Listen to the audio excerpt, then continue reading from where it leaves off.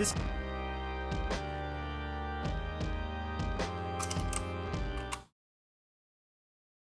video is sponsored by CuriosityStream and Nebula. Hey everybody, so a few weeks ago now, I encountered one of the strangest tweets I have ever seen in my life. On June 7th, 2021, Shoeonhead, an online influencer, said this: "F***ing animals is bad. Globe emoji, sock emoji, rose emoji. Source?"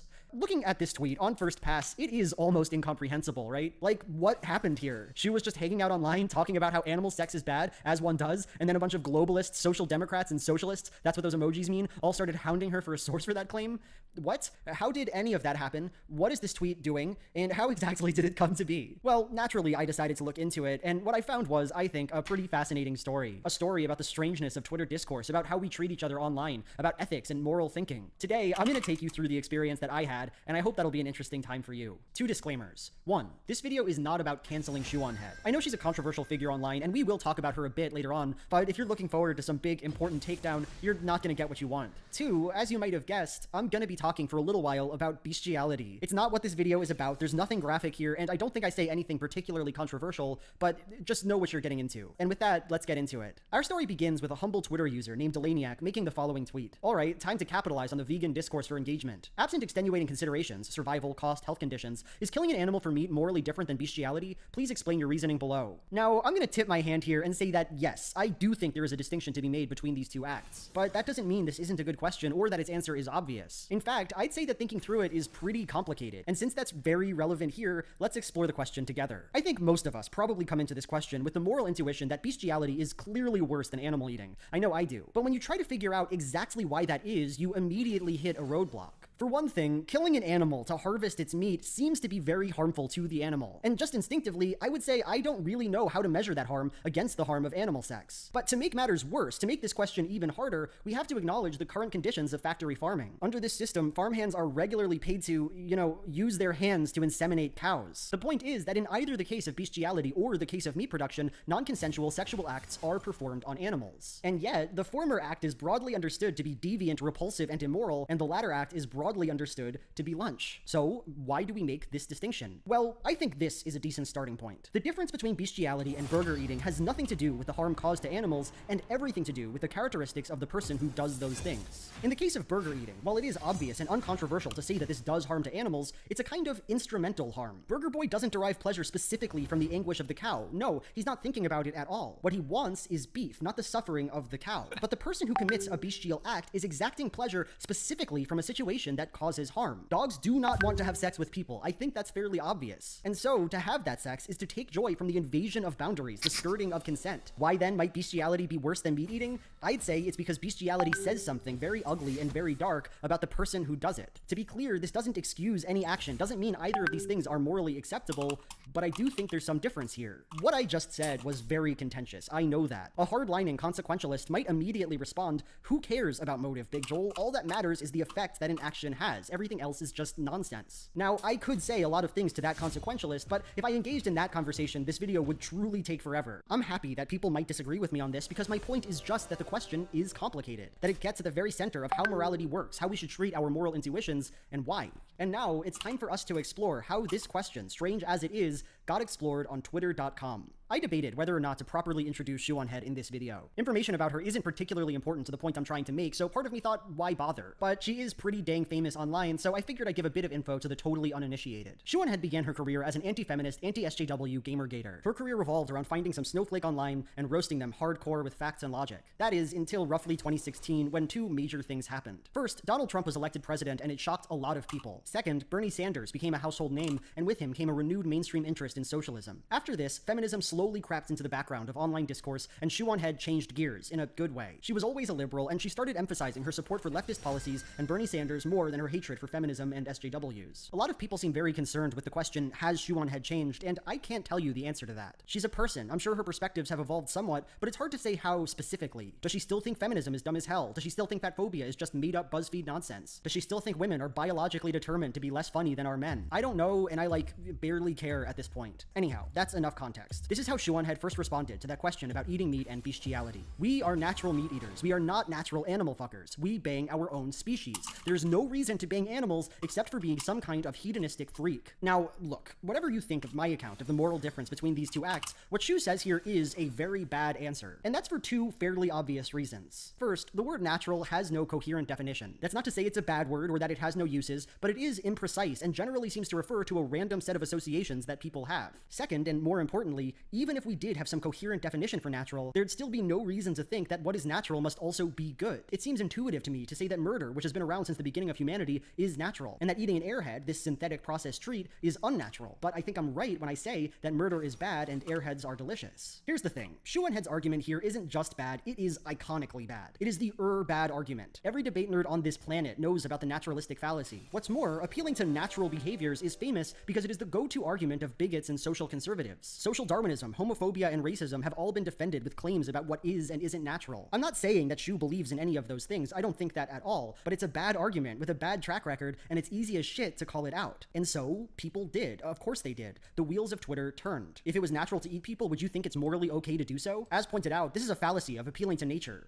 Appeal to nature. Who would have thought that Shu would make 8th grader level argument? Now, I could go on and on with this. I have not scratched the surface of people angrily and accurately informing Shu that her argument was bad. To be clear, I don't think this was cancel culture or bullying or whatever, but this kind of thing can absolutely make a person feel defensive, make them feel like they have to vindicate themselves. I can't read Shu's mind, but perhaps this is why the situation kind of escalated right here. When Delaniac essentially claimed her argument was based on emotion, she responded, "Let me just bust out my fucking datasheet explaining why fucking a horse is bad." And then 30 minutes later, it seemed this was not enough, and in a standalone tweet to her large audience, she wrote the tweet that we've already seen. Fucking animals is bad, globe emoji, sock emoji, rose emoji, source? So now that we're seeing this tweet in its full context, I think there's a lot that just feels wrong here, right? First off, she started it. She was the one who decided to engage with this discourse. She didn't just say having sex with animals is bad. No, she made a whole little argument there. Yet now she decided that engaging with this question is on its face stupid and ridiculous. That's puzzling. But maybe more importantly, this was never an argument about whether or not bestiality is good. You can see that, right? Delaniac later says in this thread that he's a vegan. This question is obviously meant to get you thinking about if eating meat is bad, not if having sex with animals is good. But Shu just eliminates that part, omits it entirely from her account. Again, puzzling. So what's going on here? Well, here's what I'd say. Shu is crafting her tweet around the desire to make this discourse seem as silly and obvious as possible. First, she performatively extricates herself from the conversation, pretends she wasn't engaged with it in the first place, and in doing so, imagines herself as a hapless, normal person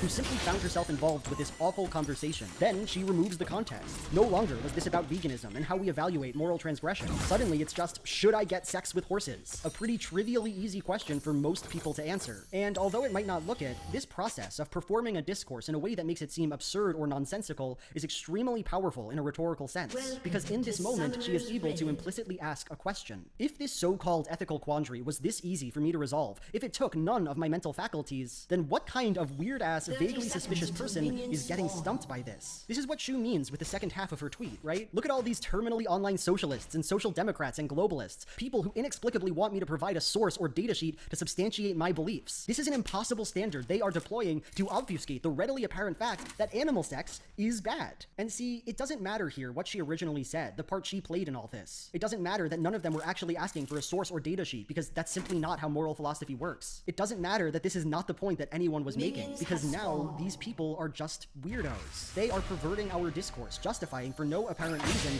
the needless harming of animals. It's important to note the role this tweet plays within a larger online context, because it's something we find a lot, specifically on Twitter. Before this point, what was happening was a conversation. Someone said something, Shu made a point, people objected to it, and she got mad. There was a give and take, there were people in genuine conflict. But now, with this tweet, all that is gone, and what we're left with is this odd performance, this presentation of values and ideas in politics that is directed not to any person, but to the public. And this becomes clear with the final tweet that Shu made on this subject. You can see the tweet here, but what I'm more invested in is the responses that it got. Debate culture and its consequences have been a disaster for the left. Combos like that tell me there are some sick people in the world. If I was in a face-to-face conversation and had to tell somebody why they shouldn't do that to a horse, I'd just leave and then tell people that person wants to fuck a horse. How is bestiality as bad controversial? Why would one need to even elaborate on that? Maybe letting everyone have an opinion was a bad idea. Free speech was a mistake. Imagine being publicly this passionate about horse fucking. I may not agree with you politically, but I swear you have some of the weirdest people that post on your threads, and I thank you for opening my eyes to how fucked up some people in this country really are.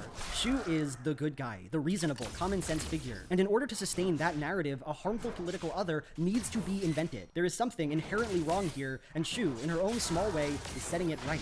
I started this video by disclaiming that this story was not about canceling or calling out Shuonhead, and I hope you see just how much I mean that. For one thing, all this is small beans. A few tweets that didn't go anywhere, an online drama that didn't add up to much. Hardly a reason to hate anybody. But also, when I look at Shu's actions here, I am deeply empathetic. Again, I am not a mind reader or a psychologist, but I can so easily imagine being in her shoes. Somebody asked a question: how is meat eating different from animal sex? Shu, I'm guessing, eats meat and has the strong desire to not have her actions be seen as similar to those of a horse fucker. I eat meat too, though I have been trying to reduce that since writing this video, and I totally understand where she's coming from there. So she tries to make an argument. What if one of these actions is natural and the other is unnatural? But then everybody just kinda gets mad at her, tells her that she's not making sense. But what if she didn't have an other argument? What if this appeal to naturalness was the only thing she knew how to offer? And suddenly, she has a problem. If this is the one argument she can make, and if it's a bad one, then maybe she's wrong. Maybe she has no good reason to distinguish between her actions and those of a horse fucker. Jesus, that is a hard pill to even think about swallowing, right? So what does she do to avoid this uncomfortable line of thought? Well, as we've seen, she weaponizes that discomfort, makes a show of it. Why are you people talking about this? Why are you doing this silly thought experiment in the first place? You people are producing weird bestiality apologia, and if you can't see why that's not okay,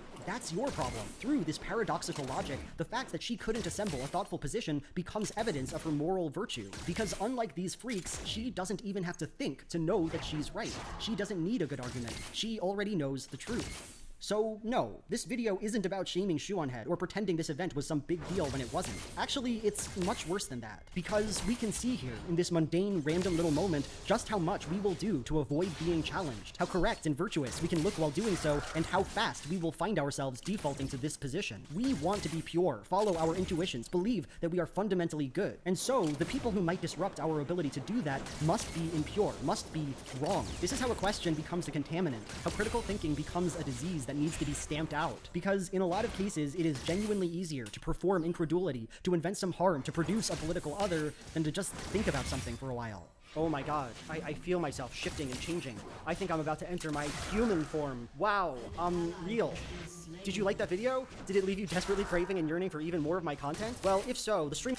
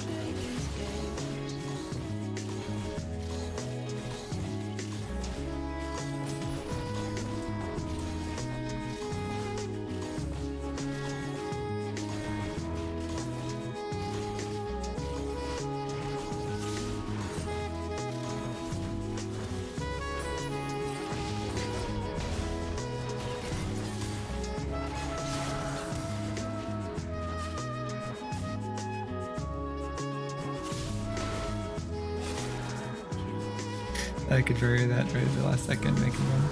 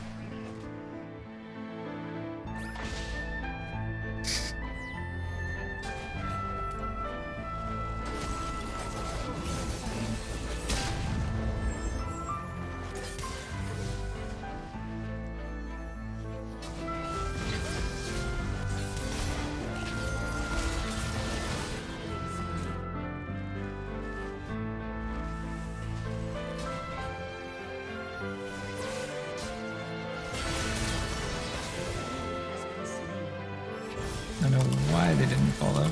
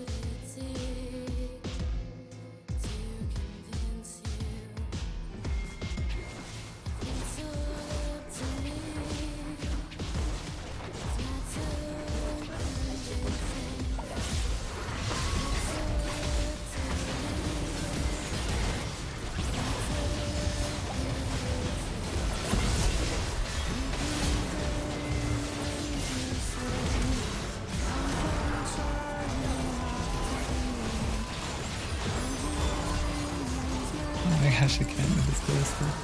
Too much.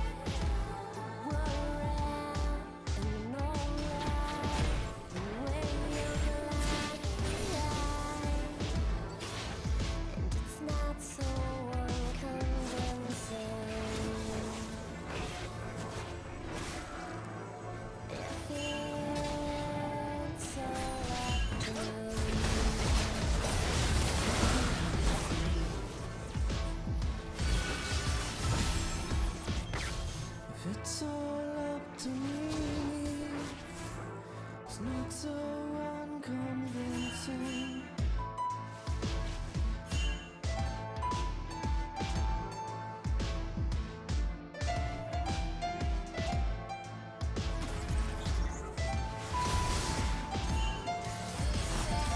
Nice cube.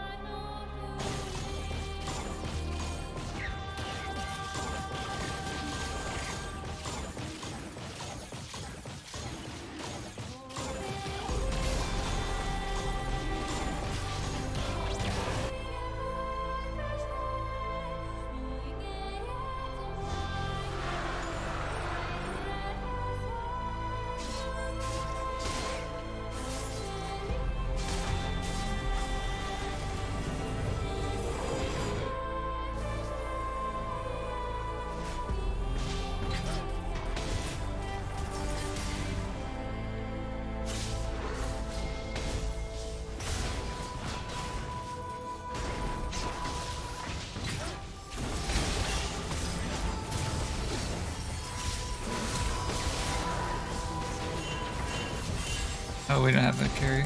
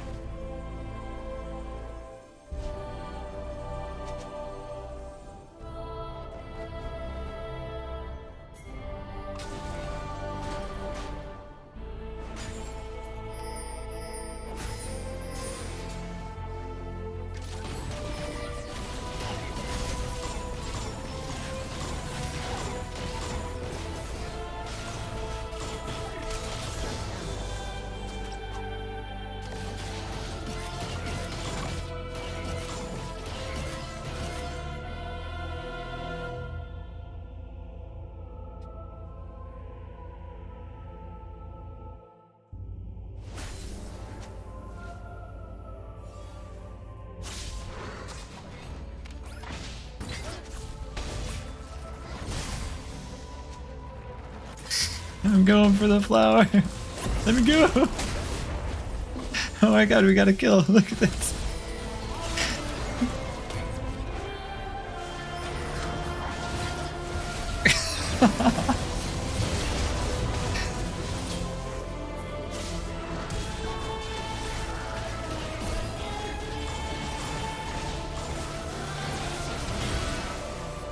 Oh my god. I think we can just end up.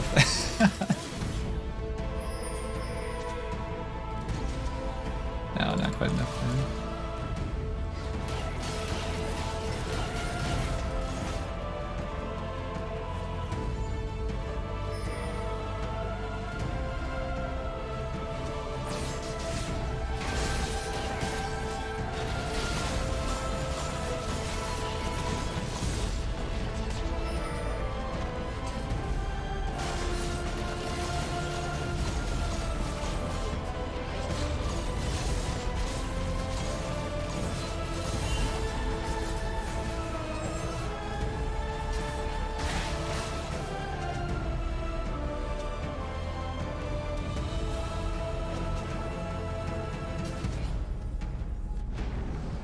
Well, I'm probably dead here.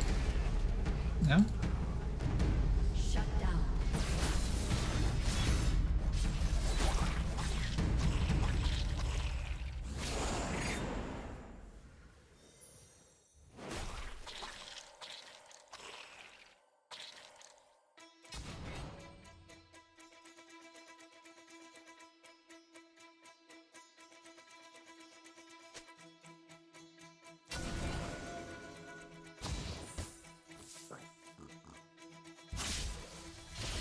Oh no. Oh.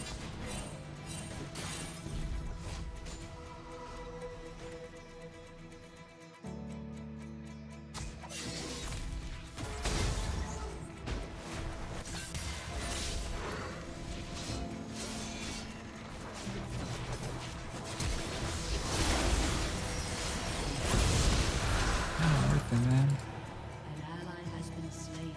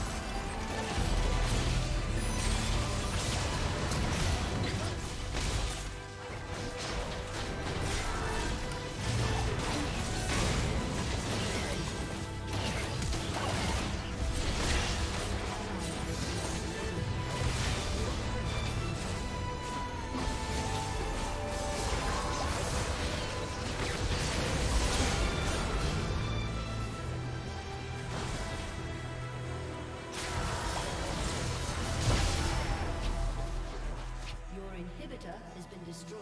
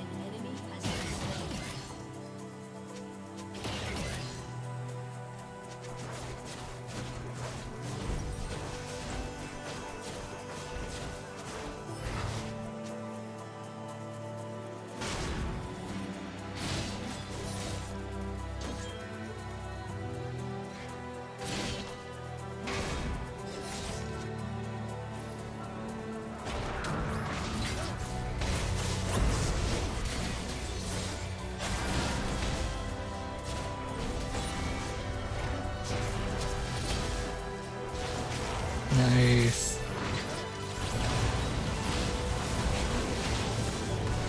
There we go.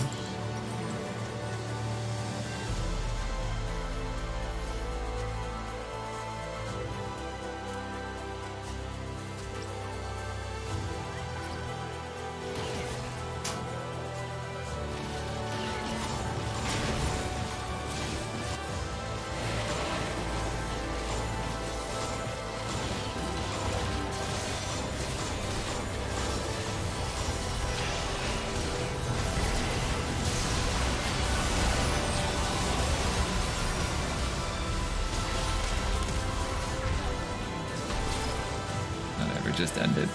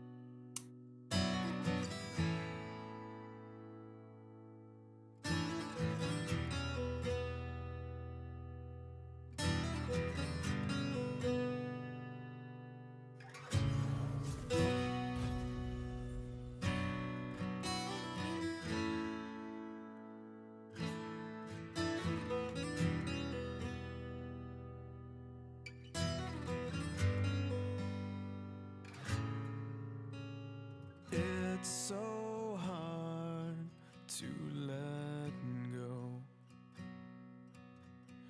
You can hear me, but I'm invisible. But if you dig out your eyes, maybe pain will subside. The worst that could happen is you never see me again. But the worst is yet to come, my friend.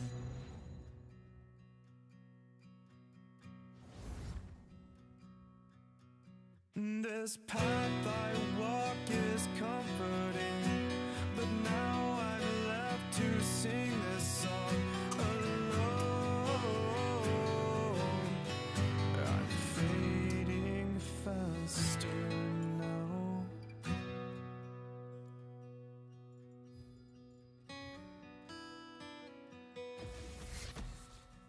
I love so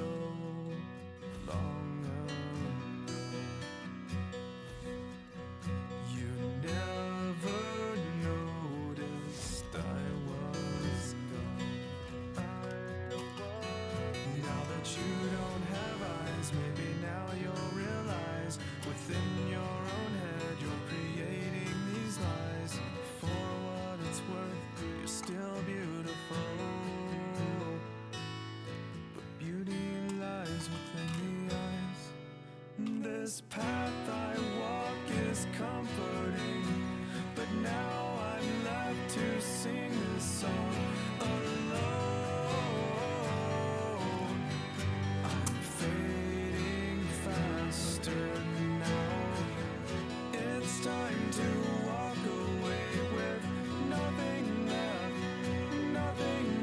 in my soul. I've faded into myself.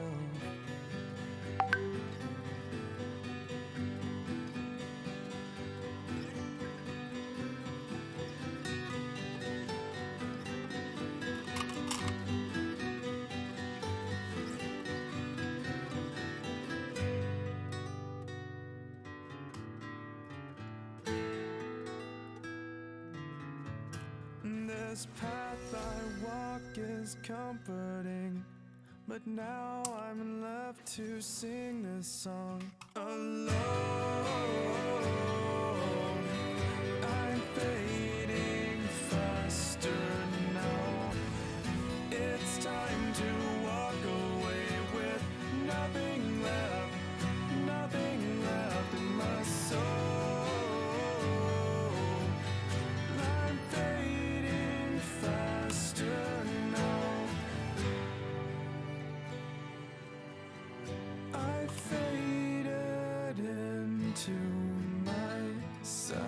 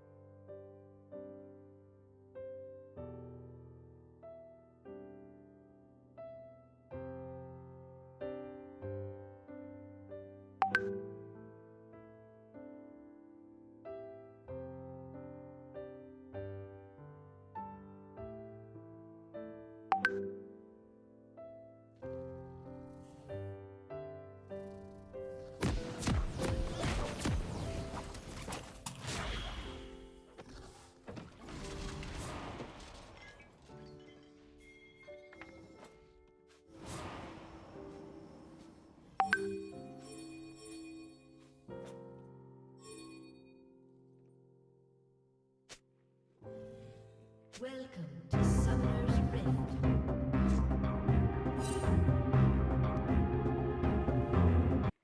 This video is sponsored by our friends at 30 Raycon. seconds Oh yes, until these we are the best earbuds on the market. We'll get to that a little bit later. So what is Bitcoin? Some people think that Bitcoin is just a giant scam. Some people think that Bitcoin is the wave of the future. So we have people who are pro-Bitcoin and we have people who are anti-Bitcoin. On the pro-Bitcoin side, of course, you have Elon Musk, very, very pro-Bitcoin. You have the Winklevosses. They are very pro-Bitcoin. On the con side, you have people like Peter Schiff.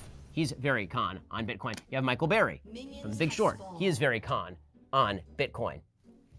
To explain what Bitcoin is, first you sort of have to understand what money itself is. Now I know what you're thinking, well, it's right here in my wallet. That's what money is. Yes, that's what a physical dollar is, but what exactly is money supposed to do? So from the earliest times, people have found a way to convey value to one another in pieces of exchange that are not actually the items of exchange. Let's say that you have this guy, and this guy loves oranges. He grows oranges for a living, right? That's what he grows. And he wants to trade with this guy.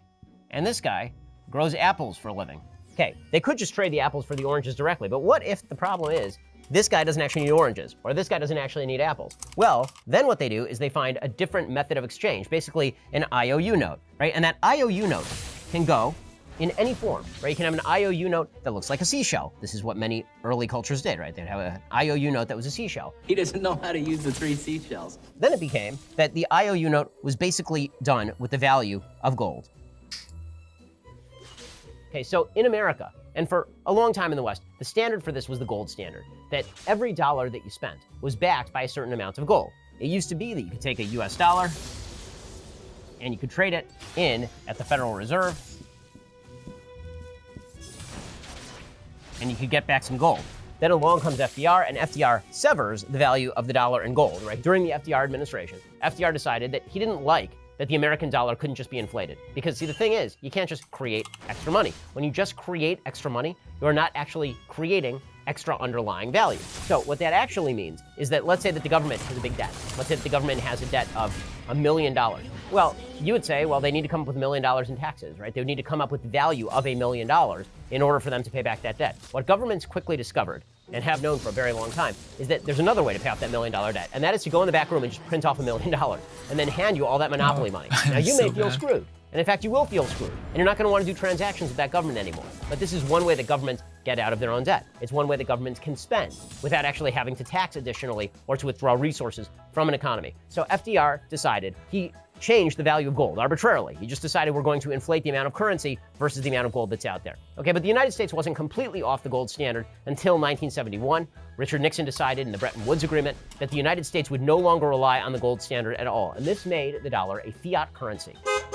A fiat currency is a currency that doesn't have any underlying value. The dollar is instead based on the full faith and credit of the U.S. Going all the way back, seashells were only worth something because they thought, okay, well, that farmer, he's going to be able to farm something, and that IOU note is going to be worth something after he does his farming. The same way, the federal government is reliant on your full faith and credit in them to eventually come up with the money to pay you back for the amount of money that you have in your bank account. Oh my That's God, the way I the got dollar value is established, is through the full faith and credit of the United States. Okay, so all of that is backdrop to what Bitcoin is, because I've just explained how fiat currencies work, and inherent in there is an explanation of why people probably should not trust fiat currencies. So people who have been looking for a repository of value that is not dependent on centralized government have been looking to other sources for a long time. Thanks to the rise of the digital world, you're using your credit card for virtually everything right now. But that credit card is predicated on dollar value, for example. What if you could do transactions with pretty much anyone, and you could do it without having to refer to the dollar? You wouldn't have to worry about central banks. You wouldn't have to worry about governments blowing up the value of the currency. All that a Bitcoin is a belief that other people are going to use the Bitcoin. So, who created Bitcoin? Supposedly, it is this guy right here. Supposedly, his name is Satoshi Nakamoto. Now, the reason I say supposedly is because nobody actually knows who created Bitcoin. And supposedly, it's this guy who's supposed to be 40 and from Japan. That's kind of awesome because you don't have the absence of a government. So, you're giving up a certain amount of faith in the pure unbridled power of government in favor of faith in other people believing in the same IOU notes that you believe in. This is why some people like Peter Schiff, like, that's a pyramid scheme, because just like any other temporary repository of value, people could fall out of love with Bitcoin, and that's true. People could fall out of love with Bitcoin, or they could find a new version of Bitcoin. You see new sort of currencies springing up every so often. So theoretically, you could have people decide, you know what, we don't want to use Bitcoin anymore, or businesses say we're not going to accept Bitcoin as payment anymore, and the value could theoretically go to zero. That is 100% true. It also happens to be the case that Bitcoin cannot be controlled from the outside because governments can make currencies worth zero, but governments don't have the power to make Bitcoin worth zero. That is because Bitcoin is not a centralized currency. It is a decentralized cryptocurrency. So I'll just let him live, yeah. Some benefits. On the cost side, you cannot rely on the ability of Bitcoin to give you some sort of hard asset in exchange for your Bitcoin because that doesn't exist. That's not what Bitcoin is. On the good side of the ledger, you don't have to worry that the creators of Bitcoin are going to simply inflate the value of Bitcoin or deflate the value of Bitcoin by simply printing new Bitcoin. In essence, here is sort of the difference between fiat currency and Bitcoin. Fiat currency is a government, right? Call it the U.S. government. And the U.S. government decides the value of the currency, and then that value is promulgated to all of the other human beings, right? These are all the citizens. All the citizens are out here. Yay, citizen, okay. And then we have an unhappy citizen. So the value of the US dollar is decided by the US government. When it comes to Bitcoin, it is precisely the opposite. Instead, you have a bunch of people out here, we could have killed him, and these people have to decide what they think Bitcoin is worth. And because Bitcoin is not an actual government who's actually creating the value of Bitcoin, instead, you have all of these people investing their own assets into Bitcoin. So the definition of value is incredibly different. The definition of value is coming from the outside in as opposed to from the inside out. There are some who say that Bitcoin is worthless, it's not valuable, but then there are others who say that you can trade Bitcoin for something truly incredible. like these. Raycons, the greatest of all wireless earbuds. So here's the thing, Raycon is disrupting the electronics industry by designing premium wireless audio for half the price without compromise. They're doing things differently than the other brands out there from the with Raycons. There's a sentence you're not going to hear every day. Plus, Raycon has a 45-day free return policy. Raycon earbuds give you 6 hours of playtime, seamless Bluetooth pairing, more bass, a more compact design for a comfortable, noise-isolating fit. If you're trying to take a break from screens, but you don't want to feel totally unplugged, Raycon wireless earbuds, those are the best way to bring your favorite content with you wherever you go. I mean, look at these babies. They are incredible. They fit your ear beautifully. So, click the link in the description box or go to buyraycon.com/ShapiroYT to get 15% off your Raycon purchase today. Now, the reason that people call it a cryptocurrency is because the technology of Bitcoin, the thing that prevents it from being inflated, is that there are a set number of Bitcoins in circulation. A certain number are being added every year, but it's a very, very low number.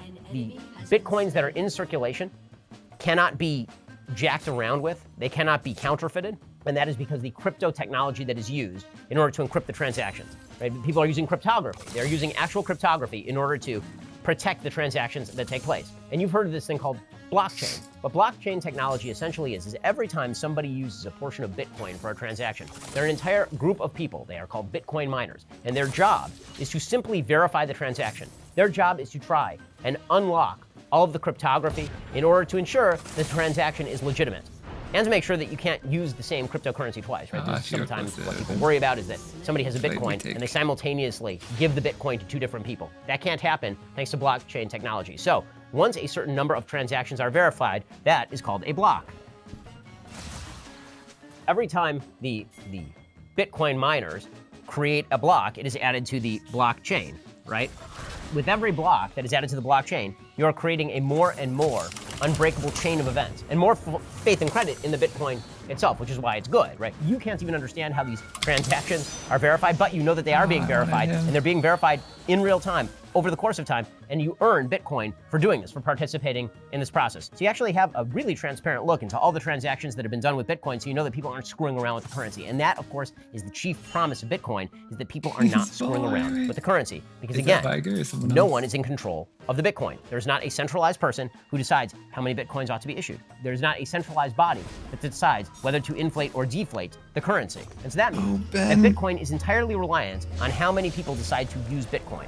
This is why Bitcoin has gone from essentially a zero value proposition, what appeared to be people spending dollars for zero things, and now a Bitcoin is worth up to $50,000. The answer is the more people buy into it, the more the Bitcoin is worth. So in that way, it really is no different than gold, except that gold is a hard asset and Bitcoin is just a digital asset. One of the things that has happened here is that you've seen some big companies like Elon Musk, big believer in Bitcoin. His company, Tesla, just bought $1.5 billion in Bitcoin. What is he really saying? He's really saying that I believe more in this value as a repository of value than in something like a US bond or a US dollar. I believe that this is going to grow in value as people turn away from centralized governments and fiat currencies in favor of a currency that is not controlled and not inflatable by outside parties. And as the economy grows more and more reliant on government spending, and as people see that governments are never going to pay back these debts and that governments are going to continue to run up those debts, people like Elon Musk are probably going to do more and more of this. You're going to see more and more people say, okay, you know what? I'm going to take my money and don't feel like investing in gold because I can't use gold for actual transactions. It's a good repository of value, but I can't use it for actual transactions. And instead, I'll just put it in Bitcoin because I can still use it at the local grocery store. And also, it happens to hold my transactional value. So the government has a couple of worries about Bitcoin. Number one is that if people start investing in Bitcoin instead of worrying about the US dollar, that means there are fewer people who are buying bonds. Theoretically, you could buy this as a holder of value over the long term, and you're going to do that instead of buying government debt, so the government can't actually issue more debt, meaning they can't raise more money to pay for all of the various projects that they wish to engage in. The other problem for governments is that when you're talking about a completely digital currency that is not controlled by them and not verifiable by them, they are worried about the possibility of this sort of currency for criminal use. There are 1,000 reasons why you might not want the government to know how you are transacting business. If you happen to be a libertarian, you don't think it's the government's business how you transact business or with whom you transact business. If you are somebody who believes that the government is badly motivated and would seek to crack down on Bitcoin holders for some reason, or remove the value of Bitcoin in some nefarious way. The more closely Bitcoin is protected, the less government has the power to do all of that. There's always a flip side of the coin. There is a pirate vibe. The reason there's a pirate vibe is because anytime anybody acts entrepreneurially outside the auspices of government, it feels like a pirate is doing it. We have just been conditioned to think that way. But these people are not criminals. They are acting outside the scope and authority of the government in the sense that they are creating a rival to the government's main asset, which is your full faith and credit in their system. Remember, Bitcoin goes up when faith in the system goes down. If you have faith in the full faith and credit of the United States, you're buying bonds. If you don't have faith that the United States is not going to inflate the currency, you're buying Bitcoin. Right now, cryptocurrencies are exploding. Facebook has its own currency. You have Potcoin, which is pushed by, I guess, Dennis Rodman, along with Pistachios or something. Bottom, you have teleports on Ethereum. The map. You have Litecoin. You have a bunch of different types of cryptocurrency. Anytime there's a market for any sort of digital currency, there will be rival digital currencies. The question is which one gains credence in the marketplace. It's why, at the very beginning, it takes big people buying into this sort of stuff to make a difference in the market for it, right? The more Elon Musks you have buying into Bitcoin, the more faith there is that Bitcoin is a real thing. So at the beginning, it does appear to be incredibly volatile. Whether those succeed or fail is largely, and actually entirely, based on the public view of whether those things are going to succeed or fail. And this is why so many people are skeptical of cryptocurrencies in the first place. But my feeling is that over time, cryptocurrencies, particularly ones that find a place in the market the way that Bitcoin has, I think that those are going to continue to rise. I think as we have less and less faith in centralized governments, and it seems to me that we are right now, as that happens more and more, I think you're going to see more and more people looking to diversify away from fiat currencies and instead moving into places like Bitcoin for actual safety and security. Despite all the talk about volatility, it may be that in the future, the most volatile forms of currency are the ones coming from centralized governments with an axe to grind, as opposed to a decentralized group of people who simply wish to engage in transactions that hold their value. Baited out my E. An enemy has been slain.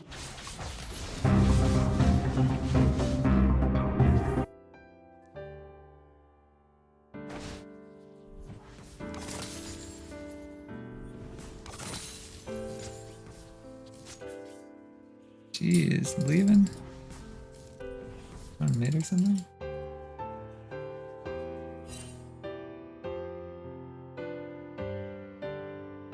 Oh, she's taking her blue buff.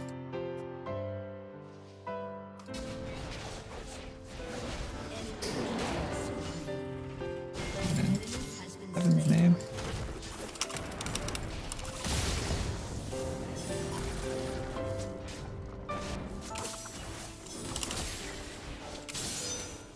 Oh, LOL. Oh, thank you, dude.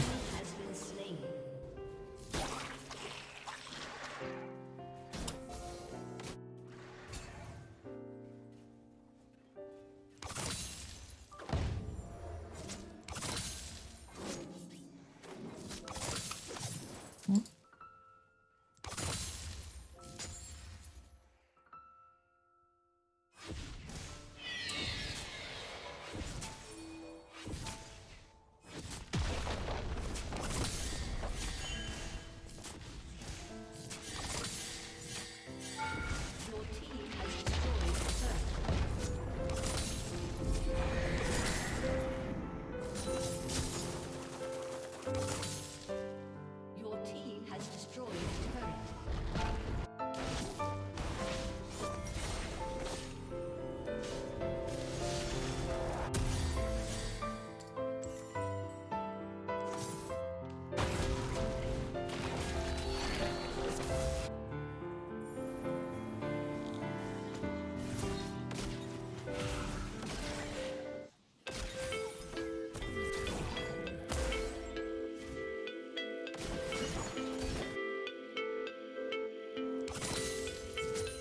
Oh no.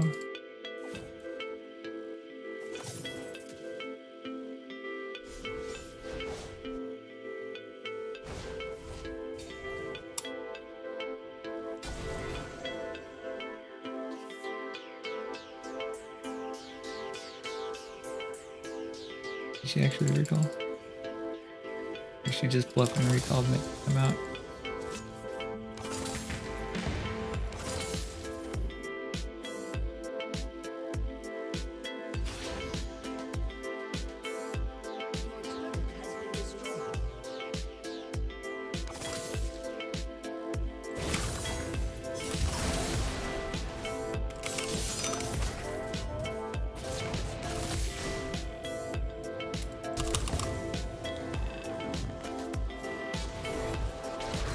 No, we gotta go. Okay.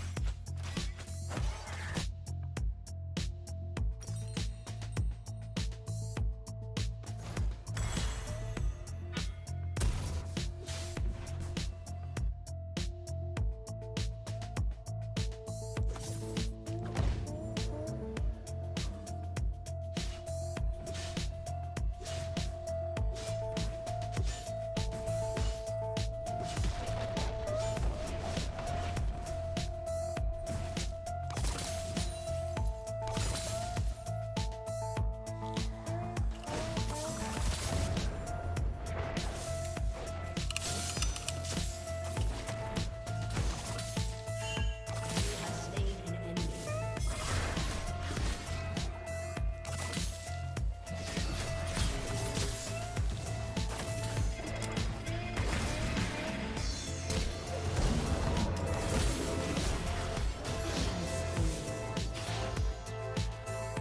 An enemy has been slain. An ally has been slain. Has destroyed a turret.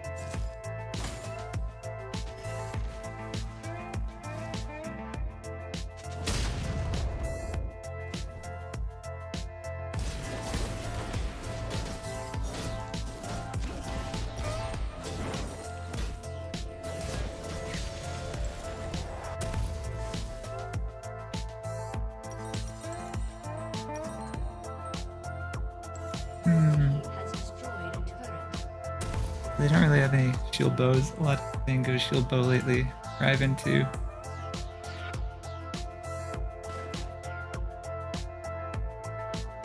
And no healing reduction. Don't really need penetration. I guess we just go Lichbane.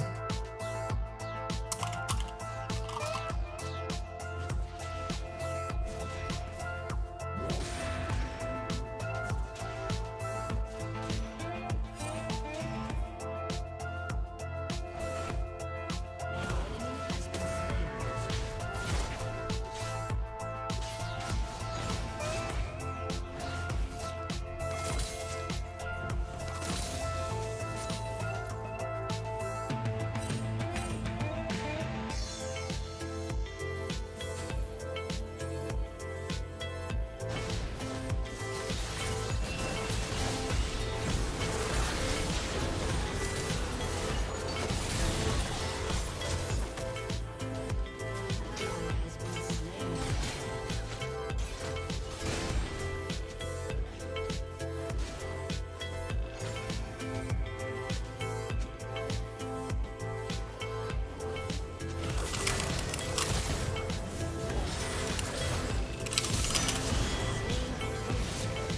Oh, that's so close to landing. That Lord Q, I mean. Ooh. That is like 5 top.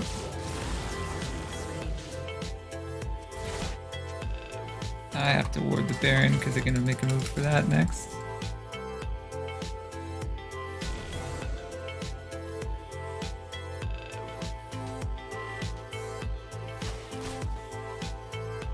Maybe pick one if they come across here.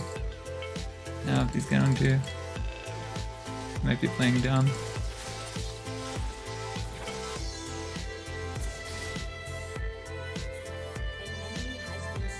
I've got ult in 8. Then we can clean some up. I think Velka's probably warded that little bush. Oh yeah, they can see that for sure. That didn't seem like a lucky guess. Oh.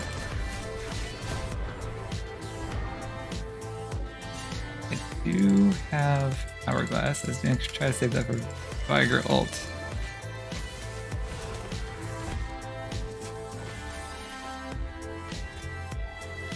Only took the tank before I could break.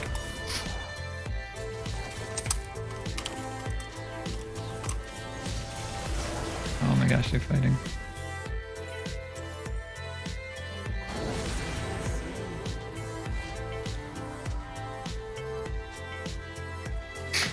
We need to contest this. Be nice to have.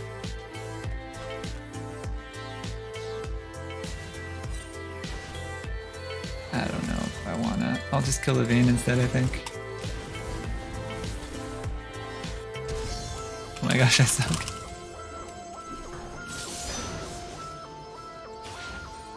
I mean, they have no Viego for that. Could have probably stolen it.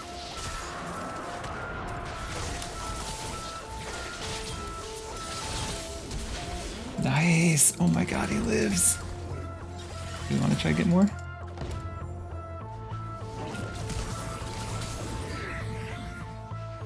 He's gonna run out of speed before I do. There we go.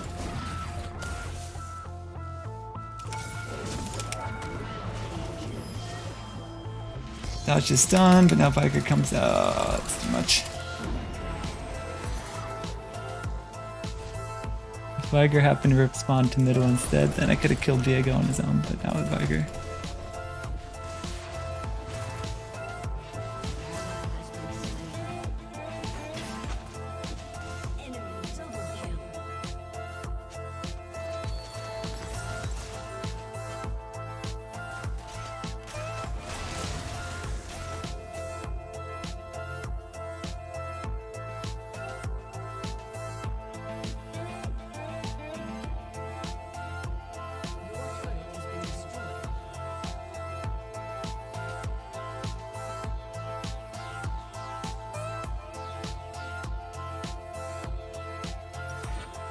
Oh, I didn't get a pink.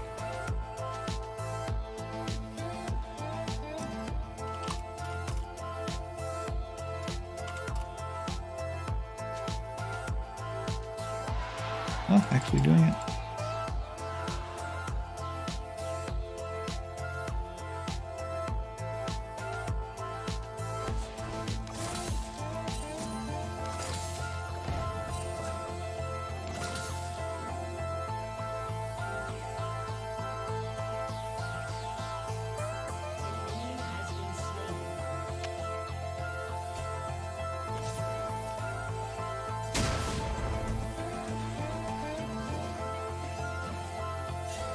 I want these two. Anyone else? I do. Come on, guys.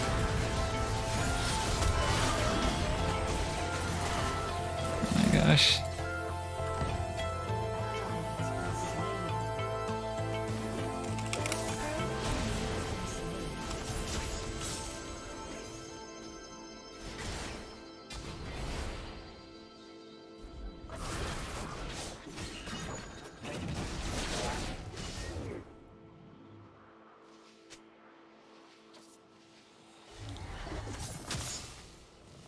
Tagged him.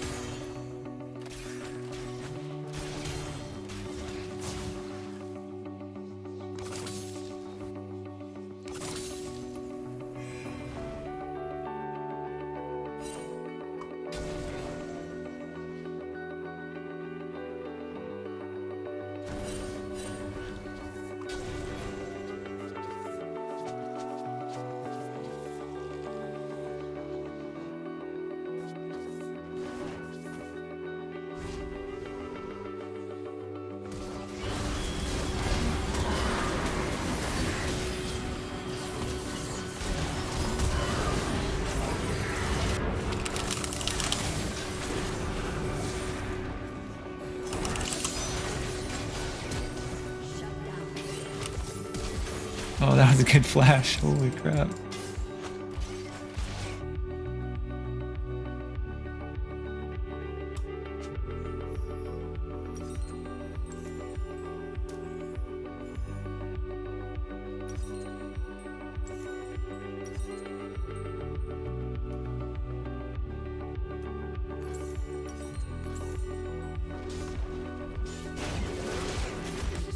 For that ult, I can't really respond to a 2v1.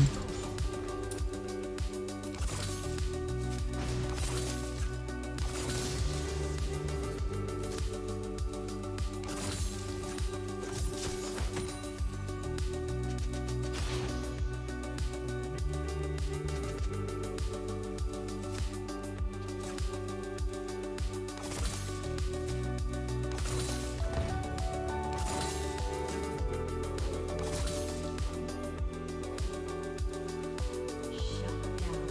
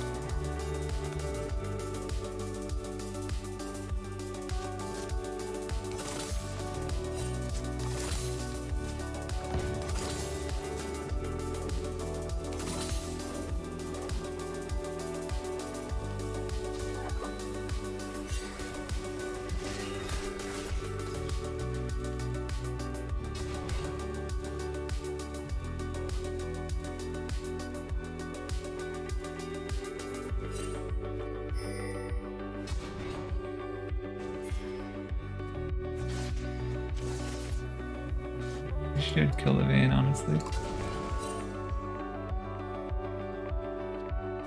Nah, now she got with her friends.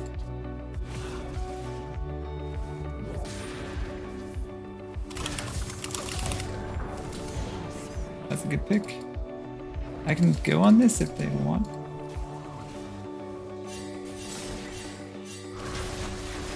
No, that was bad.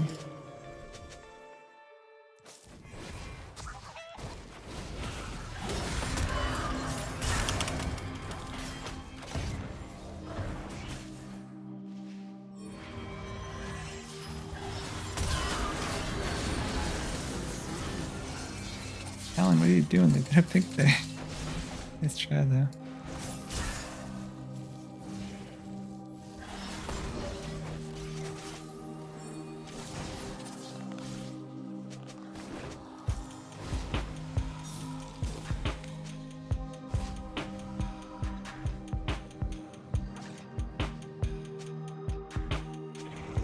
Guess we'll take this before they do.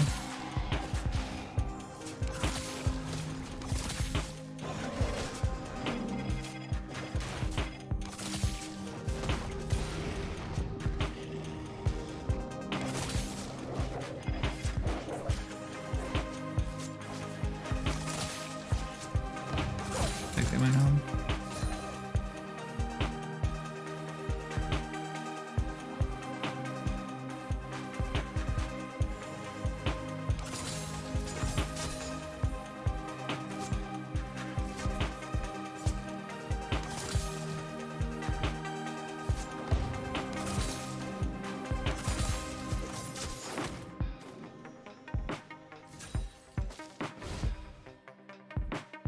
No, guys.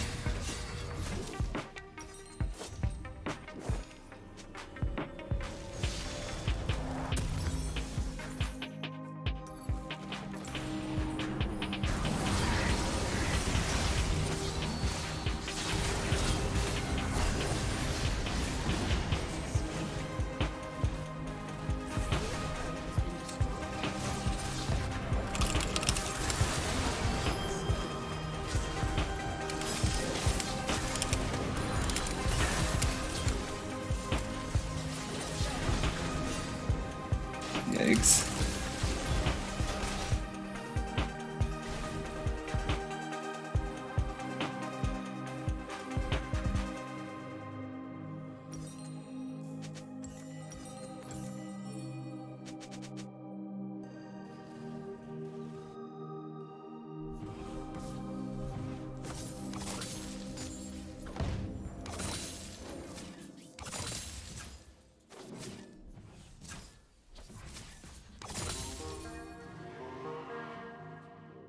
I mean, 3v1, they should get that, right?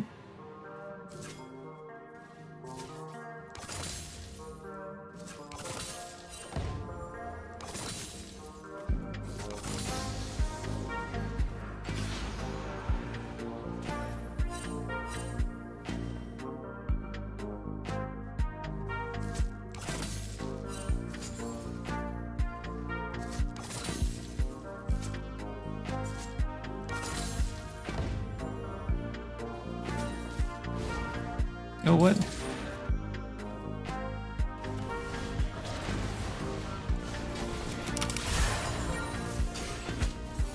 Got him. Oh, I didn't get to R2 because I didn't have Hourglass.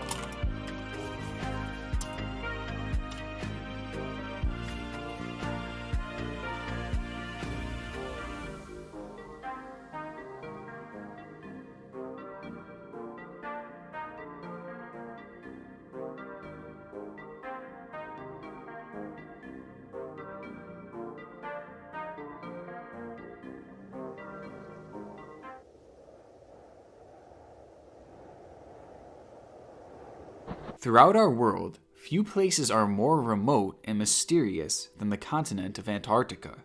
Spanning over 5 million square miles, this mass of land and ice is over twice the size of Australia, yet it holds a grand total of 0 permanent residents. It's brutally frigid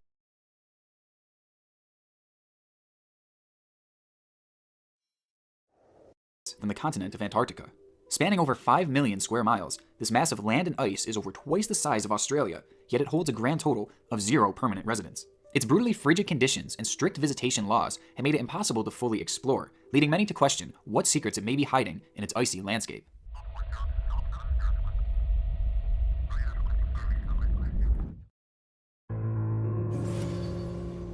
In the mid to late 1950s, the United States was heavily invested in nuclear technology, and specifically nuclear weapons. In the midst of the Cold War, it was imperative for the country to gain superior knowledge on the subject than the Russians. Because of this, the United States was constantly building and experimenting on all things nuclear. Over the course of the Cold War, over 1,000 nuclear devices were fired as part of US government experiments, with few being as controversial as the experiments conducted in Operation Argus. The main goal of Argus was to test the effects that nuclear weapons had in colder, high-altitude regions. With these experiments, an estimated 3 nuclear missiles were fired in the vicinity of Antarctica. However, the results of this experiment were never finalized, and the whereabouts of the location in which the missiles hit is still very much a mystery.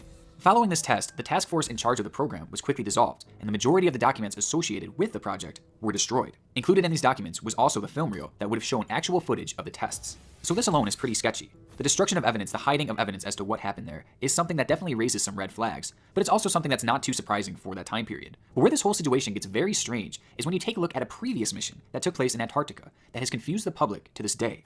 In 1946, the United States Navy sent troops to Antarctica to supposedly set up a military base and to train them for cold weather conditions as part of Operation High Jump. Now, this wasn't a small convoy or anything like that. All in all, 4,700 troops were sent up to the frigid landscape in December of that year.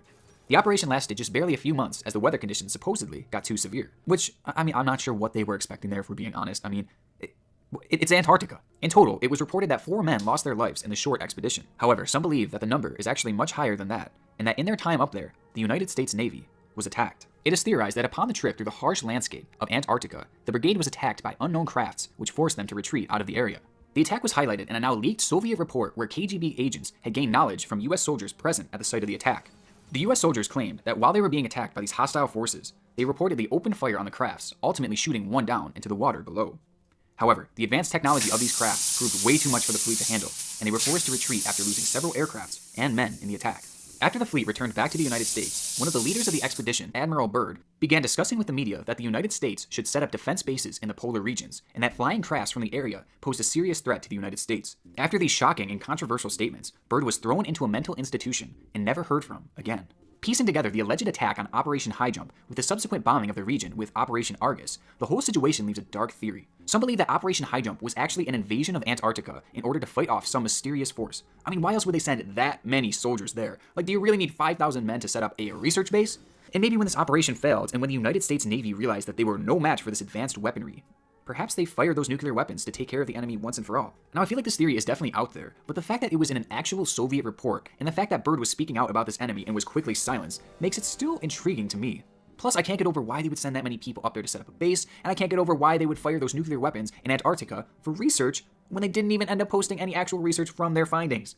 And what about the tapes? Okay, you know what, let me chill real quick. So obviously I have a lot of questions about this theory that I wish I could have answered, and perhaps the biggest one to me is what actually was this unknown force that may or may not have attacked the Navy that day. And the theories into this are just flat out crazy.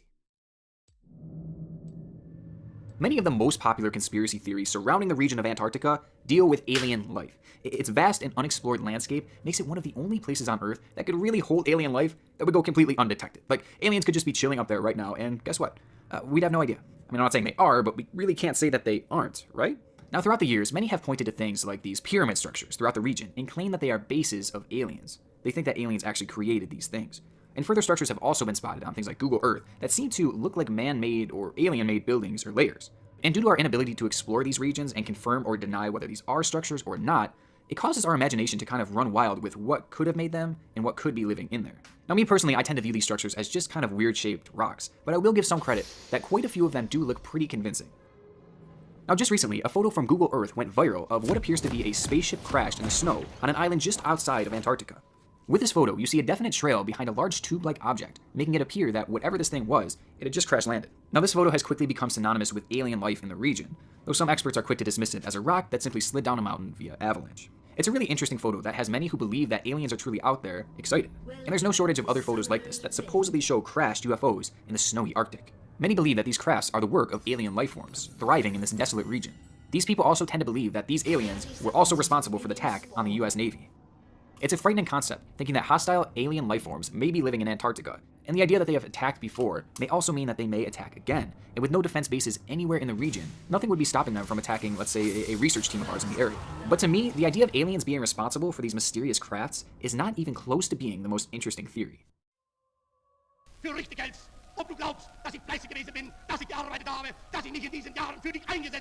Bro, okay, this shit goes crazy. Let me just start by introducing the theory, and then I'm going to backtrack and explain how it could be possible, so stick with me here. So the theory here is that members of the Nazi Party were able to escape to Antarctica after World War II. It's said that the Nazis also took with them advanced weaponry from the war, weaponry like flying saucers that were responsible for the attack on Operation High Jump. Okay, so confusing and weird I know, but let's unpack this for a minute. Even before the start of World War II, Hitler had a fascination with Antarctica.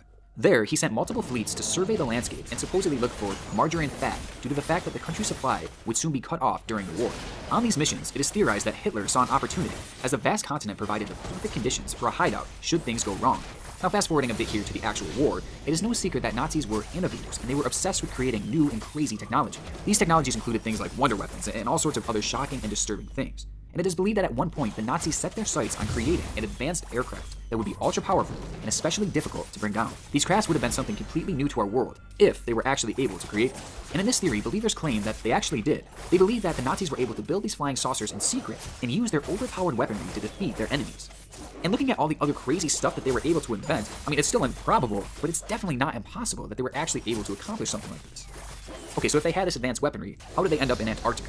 Well, perhaps after World War II had ended, the remaining Nazis fled their homeland to avoid persecution and landed in Antarctica, where they likely would have never been found. And the idea of Nazi soldiers and officials escaping Germany after World War II is something that is definitely not outlandish. So many of them have been reported dead, and yet very few bodies were actually ever discovered from the higher-ranking Nazi officials. Which that's a whole conspiracy theory of its own, whether these people are still alive or not. But if they are, maybe they fled to Antarctica. And maybe they took their advanced aircrafts with them to A, escape undetected, and to B, keep their technology a secret to possibly use at a later date. I mean, this kind of makes sense because, as I mentioned before, the Nazis had more information on Antarctica than probably any other country at the time, because remember, they had sent crews there on multiple occasions. Also, in 2016, Russians actually discovered a legitimate abandoned Nazi base in Antarctica, so they had at least one legitimate settlement there, and it might not be too far-fetched to believe that maybe they had more that just haven't been discovered yet.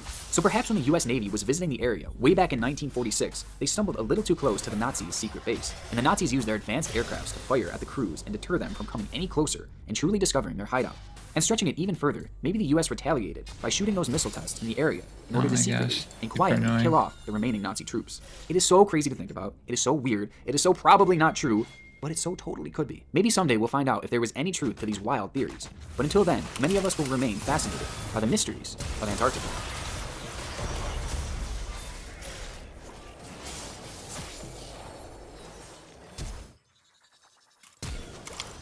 Oh, come on. So close.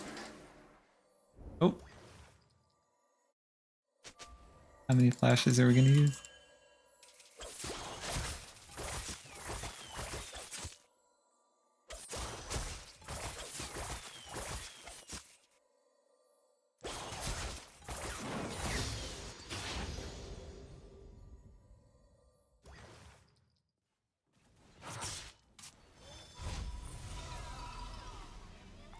Oh.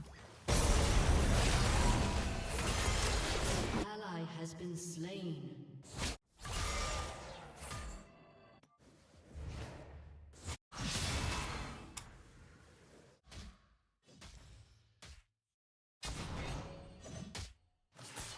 Yumi's gonna gank top, I know it.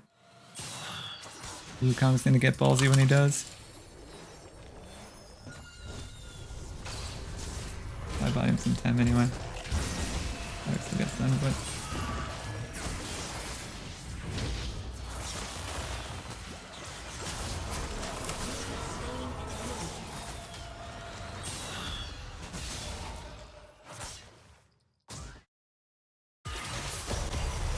That's good.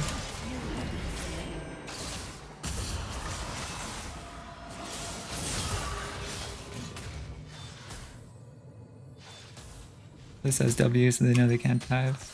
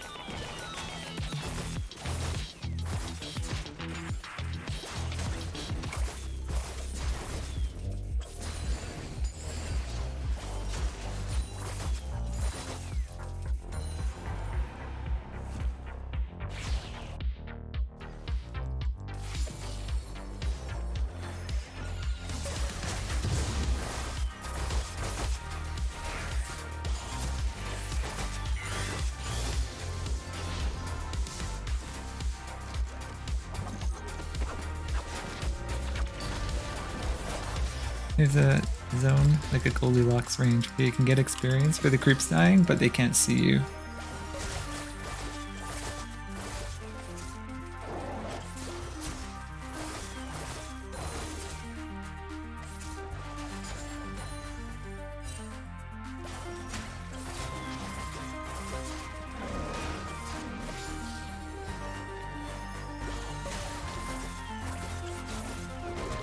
Oh, come on, man.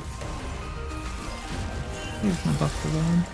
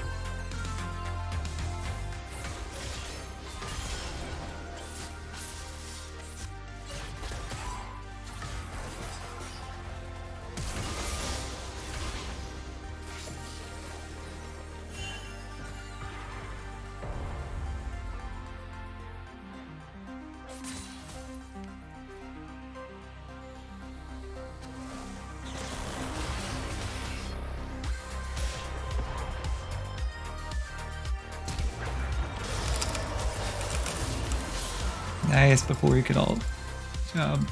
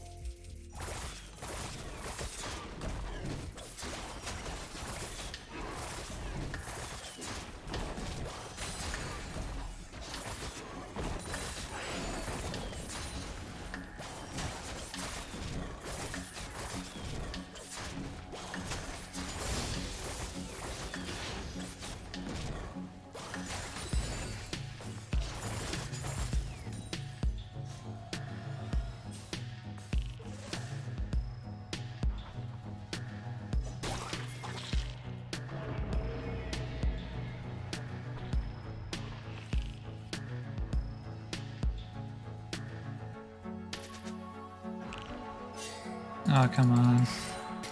The pink.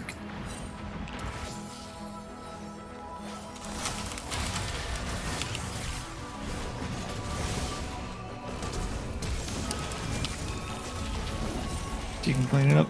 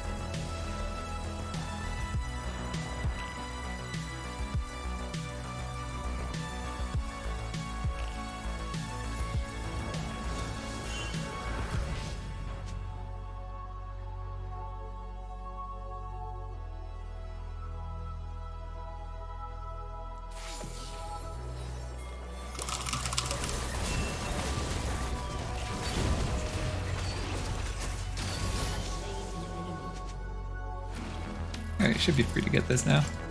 No jungler. Oh no. Sanji's not here. Actually, we can still do it.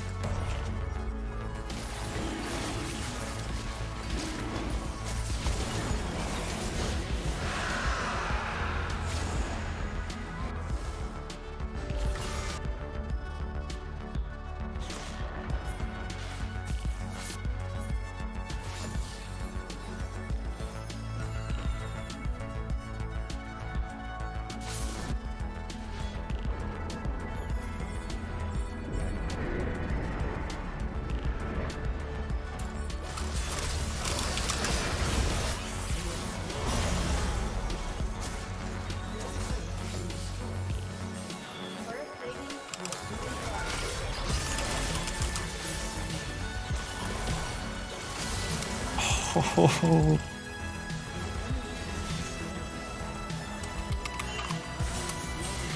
Oh.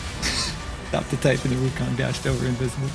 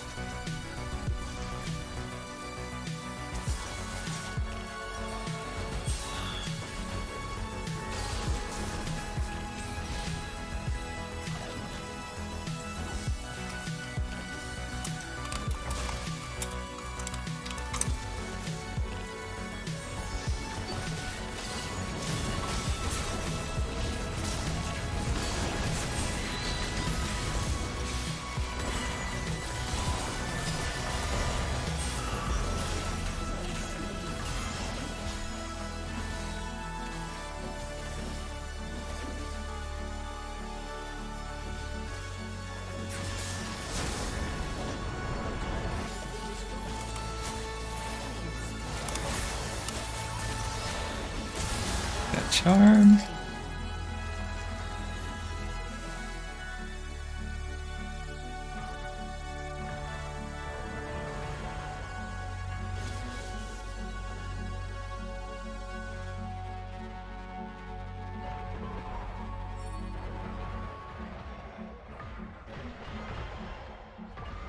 He has destroyed a turret.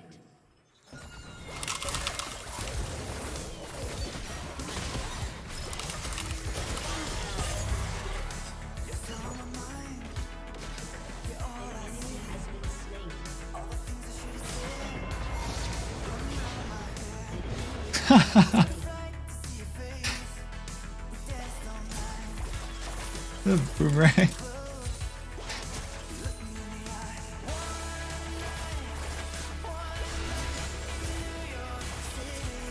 Oh no, you don't get creep privileges after you denied the fight.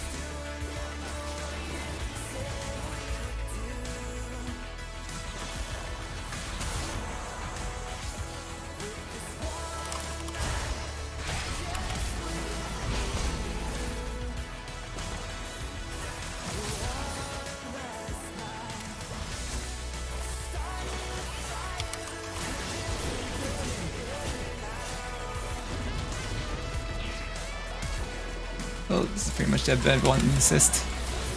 If I get damage on him, I can at least revive.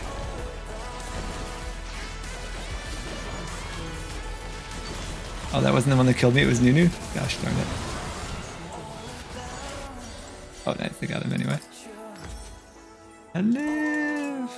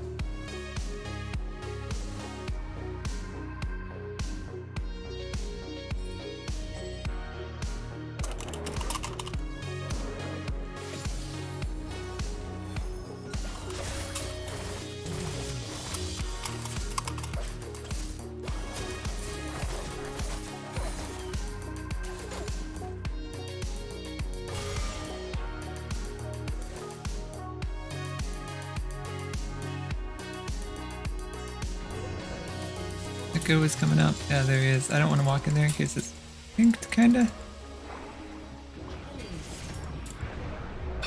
Dang.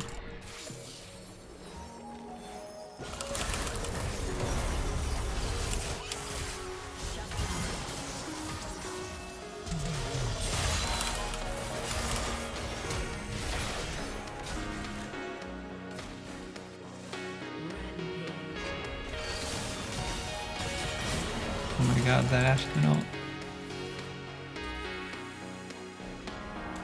Ah, I should have been quicker.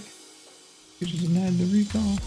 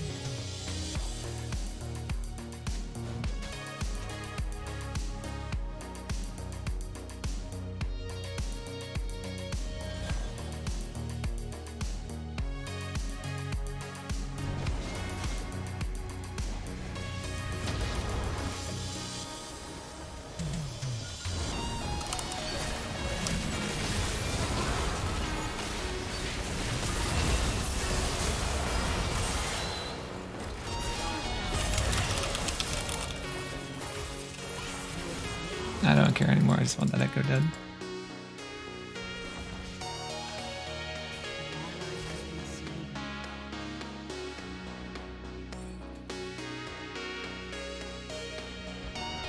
Do we? No, she's splitting.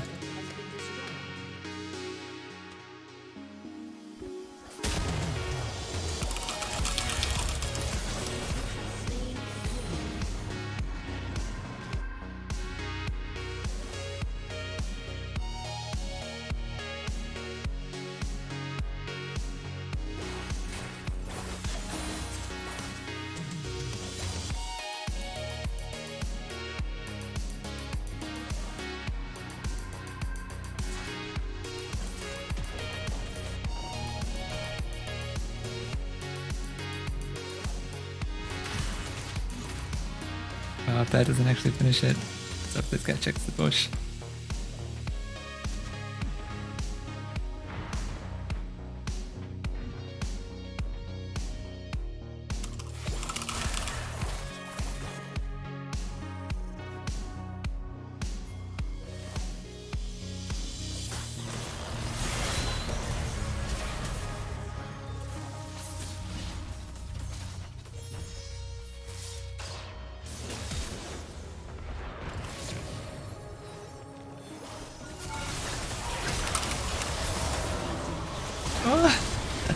Eid, I didn't look. See. Oh my gosh, the revive.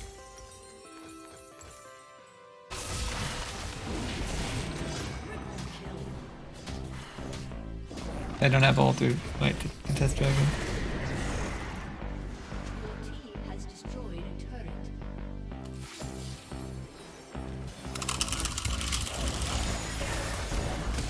That was unlucky that it chose her instead of him. Also, that I didn't trick my potion beforehand.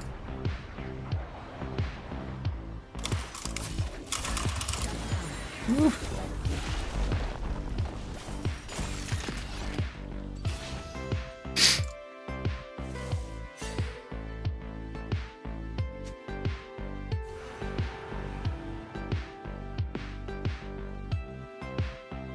Gotta catch the Wukong recalling if we can.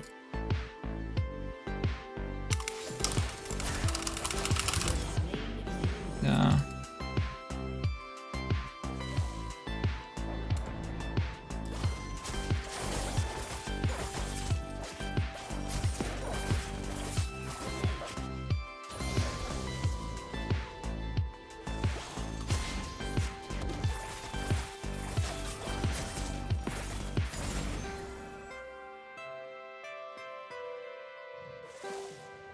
Your team has destroyed a turret.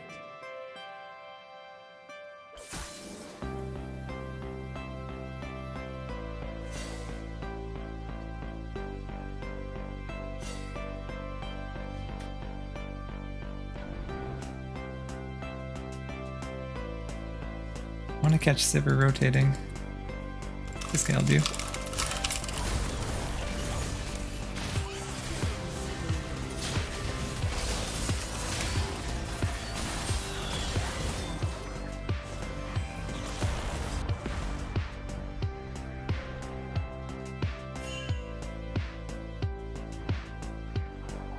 We try Baron?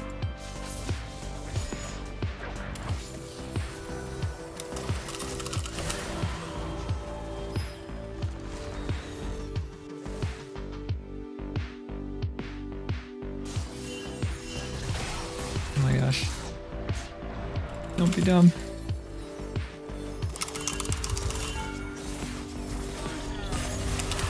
Oh, but now he goes back. I could have fought that because he blew ult.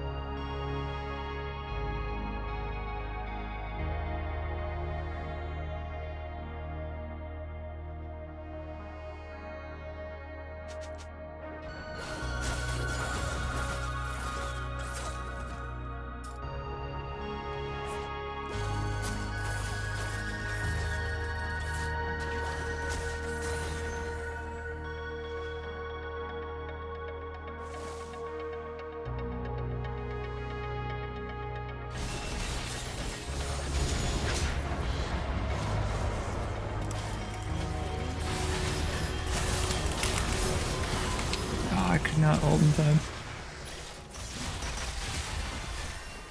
It's still a 5v3 though. Or guys like to split push.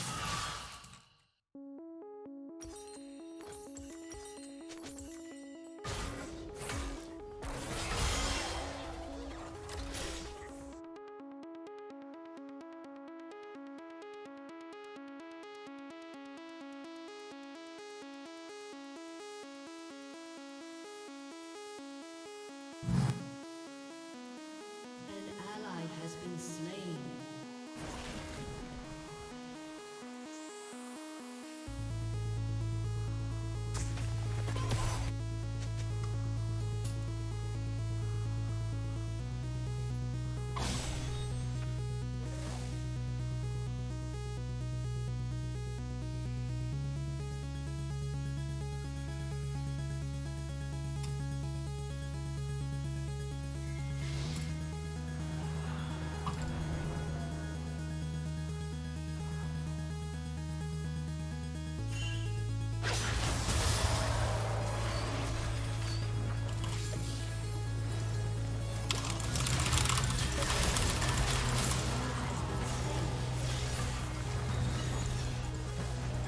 Get him!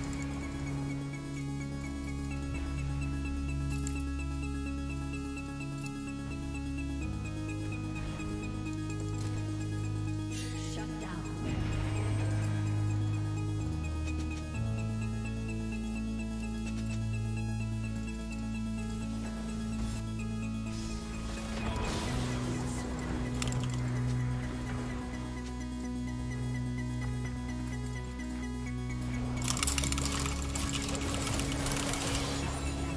Got one.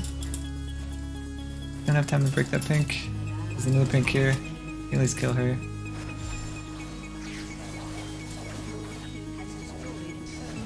He's gonna go for the execute.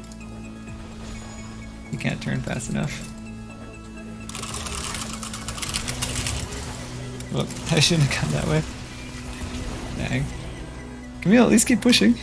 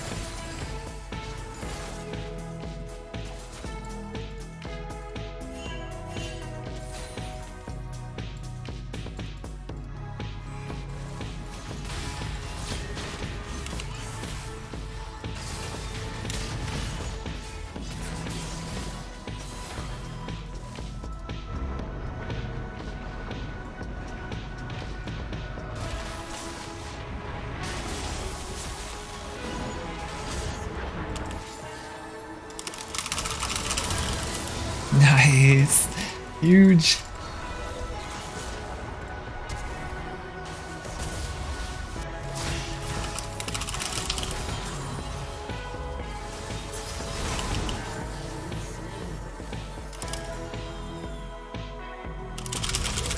Oh.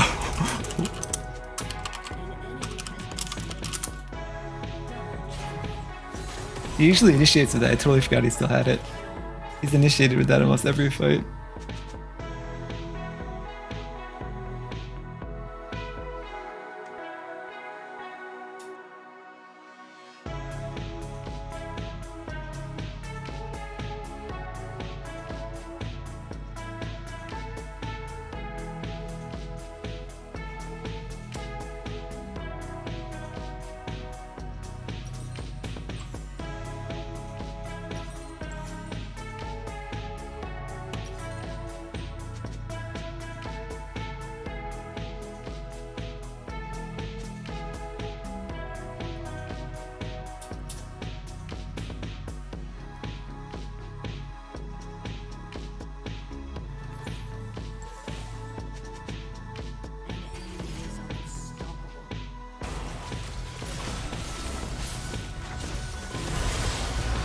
Nice try.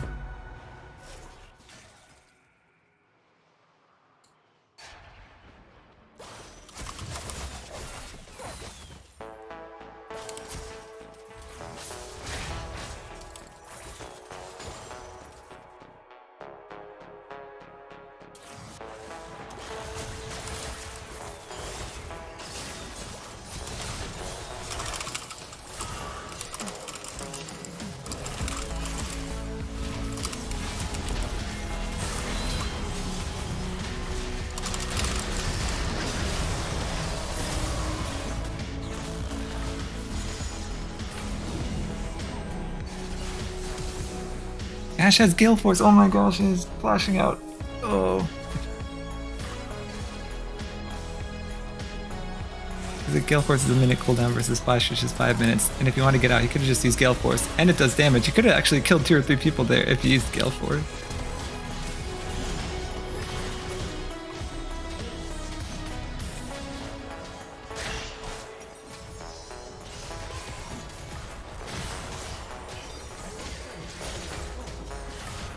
Oh my god, he's been splitting all game and he's down 100 CS.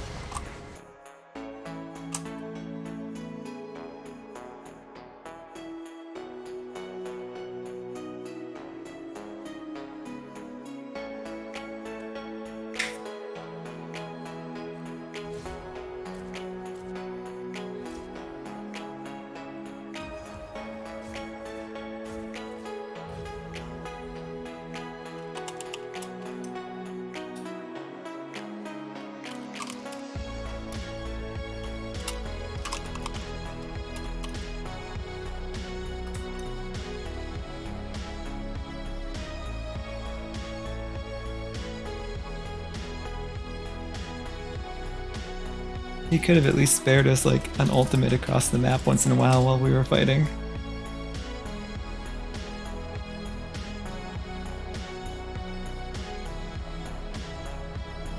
Maybe he's just bad at last hitting. Dude, I see people botch waves too. Until you're like high plat, people can't get all the CS.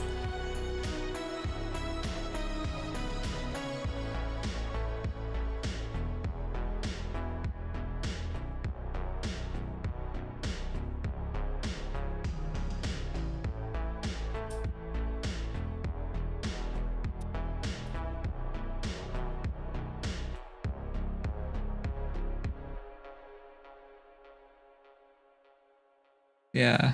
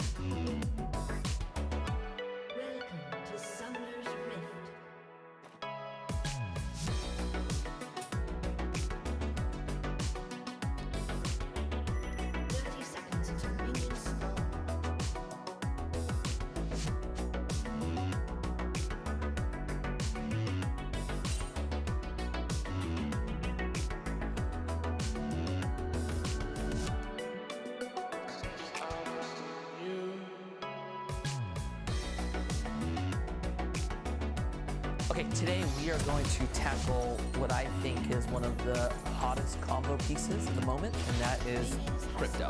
It's all I see, like on TikTok especially. It's like somebody will post a video about crypto, you'll look through the comments, and it'll be, you know, half the audience talking about how you're gonna lose your whole investment, and then you have the other half going, it's gonna reach $150,000 a coin, and it seems like it's one, polarizing, and two, you're either one or the other. You don't find a lot of people in the middle. So what we're gonna do today is basically have a conversation about crypto with two people, one Vance, one Jerry.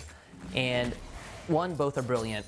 Two, hold a lot of similar beliefs in what crypto is, but take a different position on how they are or are not invested in it. Vance has, I think, some of the similar views that, you know, some of the younger generation would have, Gen Z or millennial, and currently is invested.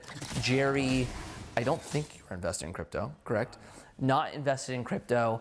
And so we're gonna talk about the different viewpoints, and hopefully at the end of this convo, maybe have a different perspective, and hopefully we come back with more than we started.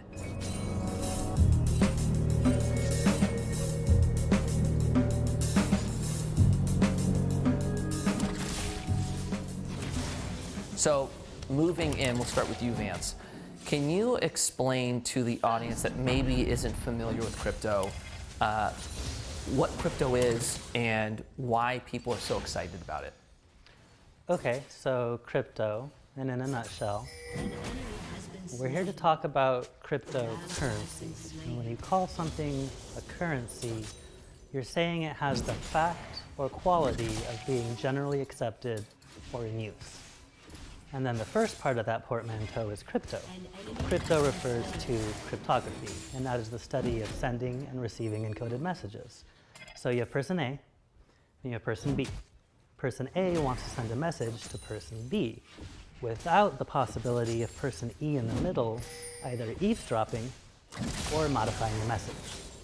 So the real innovation here is that back in 2009, Satoshi Nakamoto figured out that you could combine cryptographic methods with a design for a deflationary unit of value, and that would solve the digital double spend problem. Okay, so before I even ask you to clarify what double spend is, basically what you're saying is it's a digital form to send a message without a middleman, essentially? That would be cryptography, yes. That would be cryptography. Yes, so when you combine it with currency, it becomes the sending of a means of exchange or value. Okay, got it. So then walk us through what double spend is. So let's say I create a computer program. And in this program, I say everyone in your city gets 100 units of value, right? We'll call them V units. You have 100 V units, you have 100 V units. And you can spend these V units at my Etsy store, right? So I make these homemade necklaces, you can buy them. 25 V units for the cheap one, 100 for the expensive one. So Mikey, you might go, okay, well, I'll buy 4 cheap necklaces, give them out, my V units are gone. Whereas Jerry knows more about computers. And he looks at my source code and he says, I know if I send 4 payments of 25 V units and a 100 payment of V units at the same time, the system's not going to know they're the same unit of value. That's called a double spend. Okay, so then in this moment, are you able to double spend with cryptos? No. No. As far as we are aware, the only possibility to double spend a crypto would require quantum computing that doesn't exist. Okay, so we call it cryptocurrencies. And you kind of talked about what makes it a currency. Is it technically a currency? And if not, what needs to happen for it to become one? Okay, so this is a pretty easy question, and the answer is no. It's not a currency. Not a currency. It is not a currency. Okay. Not in the sense that it's generally accepted, like gold, and not in the sense that it's in use, like the dollar. It has come a long way in the 10 years since it was created, but in order for cryptocurrency to be a true currency, at least Bitcoin, it would require a number of layer 2 solutions over the top of it, and that's just a function of some of the network constraints. However, I think for Bitcoin to solidify as a store of value, that will just require wider adoption. Now, you'll have some people say that Bitcoin is in this speculative bubble, right? Kind of like the tulip mania of the mid-1600s. The problem with that, and I'm going to burst that bubble a little bit, is that the first Bitcoin bubble actually occurred in 2011, when there was a news article in a popular online magazine about it. And so the price of Bitcoin went from pennies to $1. Pretty big bubble, right? Second bubble for Bitcoin happened in 2011 also, where a subsequent article detailed its use in dark markets. So then the price went from $1 to $29, before eventually settling down to $2. Now, the bubble that most people are familiar with is in 2017, when it went from 1,000 to 20,000 and settled around 3,000. And I think that is a cycle we'll continue to see, and I'm not aware of any other mania-type bubbles that have been cyclical in nature. So then I'll ask you, Jerry, what is the cause in the bubbles happening at what seems to me as being pretty frequent? Or is that just common in other, I don't even know what to call it, other currency? What do you even compare this to? Yeah, you don't really have a good comparison available. To Vance's point, you don't have, at least not that I'm aware of, examples of other markets where you have these bubbles that blow up and then explode and blow up again and explode again, and the same thing. They tend to move from thing to thing. But I would say that while I agree with him in terms of that detail, I would say that doesn't mean it's not a bubble. The whole concept of a bubble is when valuation detaches from any kind of fundamentals. So whether you call it speculative pricing or a bubble, you're basically saying the same thing. And to see the price rise so dramatically, and then crash back down is, I think, a good indication that it was a bubble, and probably is again. So in this, I guess in this case, what are you even tying a value to? That's the problem. We don't know. Yeah, there's not at least. So like in the comments, right? You have, I mean, you're starting to see like big hedge fund managers talk about it too. Somebody will claim that Bitcoin's, each coin's going to make it to $100,000 a coin. You kind of mentioned it earlier. I think that it may get to $100,000 a coin, and then we're going to see it drop, Oh my gosh, settle, etc. What is the reasoning behind that? Where does the speculation come to say, yeah, it's going to reach 100K? So I think where we stand now, when I see price predictions like, oh, Bitcoin's going to hit 100K, to me it's a bit of numerology. So at 100K, Bitcoin would have a market cap of about $1.8 trillion, which also happens to be about 18% of the global gold market, right? So that's kind of an interesting way to look at those numbers. Alternatively, you could look at total US household wealth. And if you assume 1 to 5% allocation to this asset class over the next couple of years, well, that gets you within pitching distance of that 100K number on either side. I'd add that's using the comparison to the gold market. That's part of the value proposition of Bitcoin. Is basically a gold substitute. So it's not a totally unreasonable thing to view it in that context and say, well, okay, if Bitcoin actually achieves that goal of becoming a recognized substitute for holding gold, then it captures some of that market share, and so some of the value that is currently allocated there gets allocated over here. So not totally unreasonable to look at it from that perspective. There's just no reason why it has to happen that way. And so, when we talk about speculation, we call it speculative because it's based on an assumption that something's going to happen that is not necessarily a safe assumption. So then, okay. Got one. And so, do you have any idea what the percentage of people that are looking at Bitcoin as a wealth preserver or a way to hedge against inflation or store value versus the amount of people that are looking at it as a wealth generator? You see these huge swings, and I could make money on the way up, etc. And I guess part of the speculation is, what would need to happen for it to start looking more like gold and using it as the store of value that you were referring to? I'd say the number one thing that needs to happen is you need to start seeing markets trading in that currency, some sort of a market. You have a market that is, Bitcoin itself has a market. You can trade it for other currencies. But one of the things that, when we look at, say, the dollar, for example, sort of the main reserve currency of the world, it didn't get that status just by some random chance. You have the oil market that was really responsible for that. I don't know if you know about all of that, but basically going back to the Nixon administration, you had a treaty that the United States entered into with most of the oil producing nations that will provide you defense, and you trade only in dollars. That treaty is still basically in the same form today.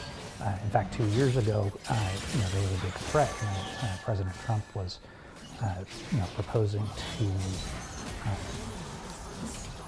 make OPEC subject to U.S. antitrust laws. And Saudi Arabia threatened, okay, then we're going to stop trading in dollars. We're going to let oil trade in other currencies. And U.S. backed off of that threat real fast. So, the status of the dollar as a reserve currency is a function of some resource that everyone in the world needs that they can only obtain in dollars. There's nothing like that with for any of the cryptocurrencies. Having said that, while that's an argument against crypto as a reserve currency, it's also an argument for it. From a U.S.-based perspective, we're very content to have that status.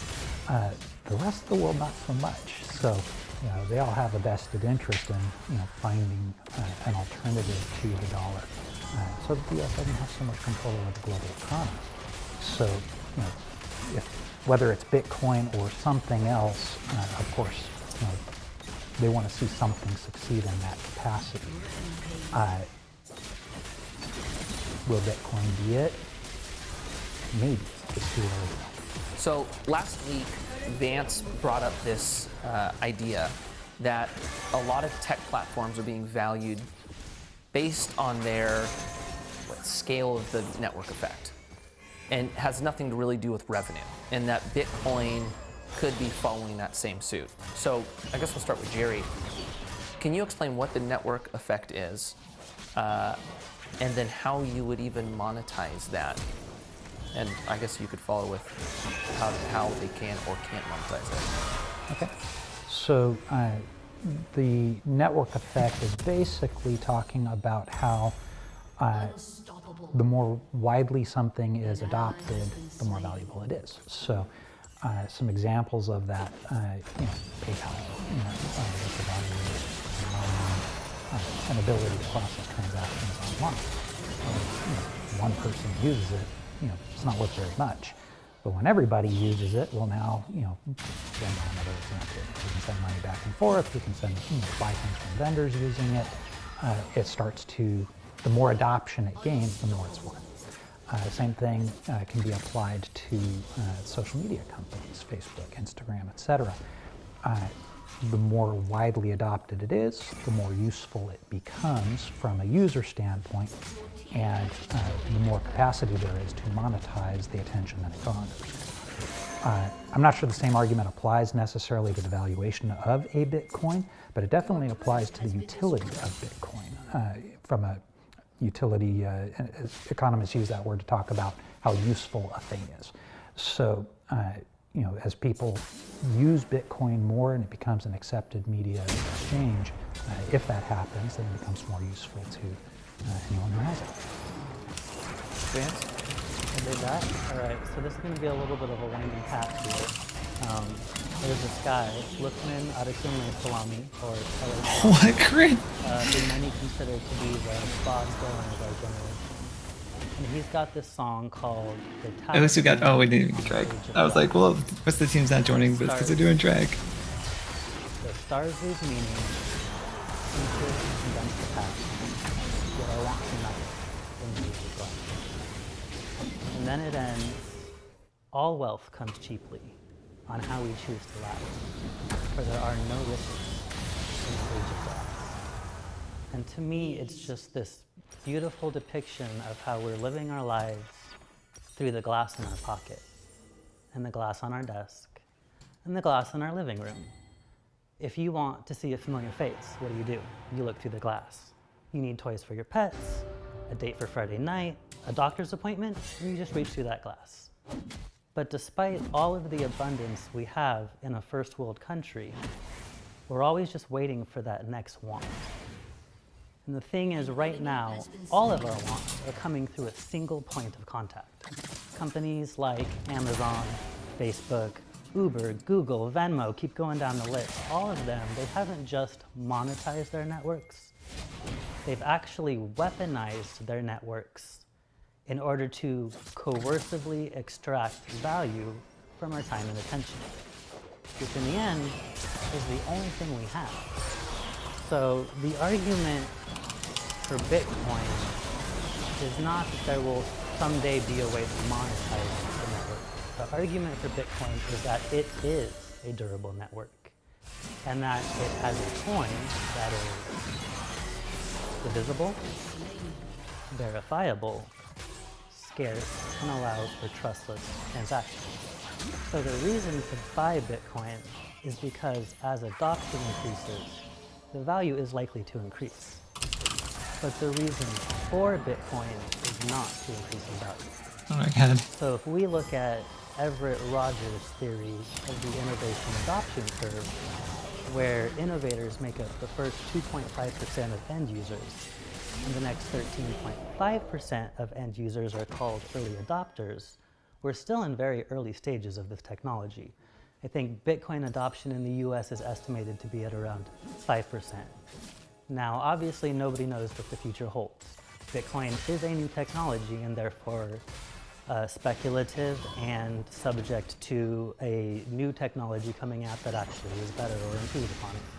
But if you look at Everett Rogers' model, the window of opportunity Oh, he missed his profit W. in this new technology will exist at least until we get to the 50% adoption rate. And that has been seen through every new technology, 4G, the phone, the internet, social media.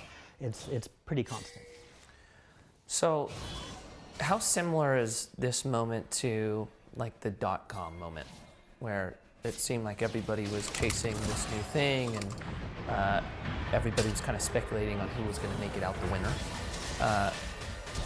Is that what's going to happen here? You're going to have some companies that make it, some that don't? This has been a real stumper for me, and I think the difference is that in the 90s, we had the internet, and we had all these companies jumping on the internet and these massive valuations, and then you had all the losers die off and the winners took the gains. Whereas cryptography has been around as long as the internet, maybe even longer, for sure longer. I mean, we used, Navajo code talkers in World War II because it was a code that couldn't be broken. So the technology isn't necessarily new. It's the combination of a currency with the technology is new. And I think that unless there is a fatal flaw to Bitcoin, it actually has a governance structure that will allow it to slowly adapt to the changing needs of society. You know what's so fascinating? Just what you were saying prior, which is different than how I originally looked at crypto. Like how I was looking at crypto was like actually the government's way to take more control. It was like, holy crap, this is like the beginning of the end in a sense. But kind of what you're saying and why a lot of people like Bitcoin is it's actually a hedge against that control, where it's a way for people to actually own the money or whatever this currency or crypto turns into. That's separated from the tech oligarchy or the ultimate control that this site has. Is that correct? Yes. So I guess this question is going to go over to Cherry. We all agree that it's a speculation, right? At what point do you start speculating, or when is the point where you feel comfortable not only for you to invest, but where you would start looking at this as an investment for clients? Yeah, good question. Because there's an argument that we do speculate at times with real estate, right? There's some times where we can be more speculative than You others. make assumptions. Yeah. You always make assumptions about the future anytime you're investing. So in that context, yes, that anytime you're looking into the future and trying to predict, you're speculating to some degree. Unless it's true, There's then a it's just not worth it. difference, though, in, for example, when we're talking about multifamily and stuff like that. I don't know what that sun is doing over there, to be honest. Will be greater than rents are today. That's not a far stretch. When Oh, we're looking not at far enough. household formation, people need a place to live, and so unless there's a big change in behavior of okay, we don't. As a society, we no longer value living independently. We now all want to live together in one apartment. If that were to happen, then okay, that could turn that assumption on its head. I don't think that's going to happen. I think people still value living independently. They still want to have their own apartment or home, and so new household formation is fairly predictable as long as that holds true. And we know we're undersupplied if that household formation happens as expected, and so that's what drives rents higher. And one thing I didn't mention is new supply. Right now, rents aren't high enough to justify new construction in most cases, unless you're building in your major MSAs at the highest possible rents. So, that lower and middle market entry level type of housing is very significantly undersupplied.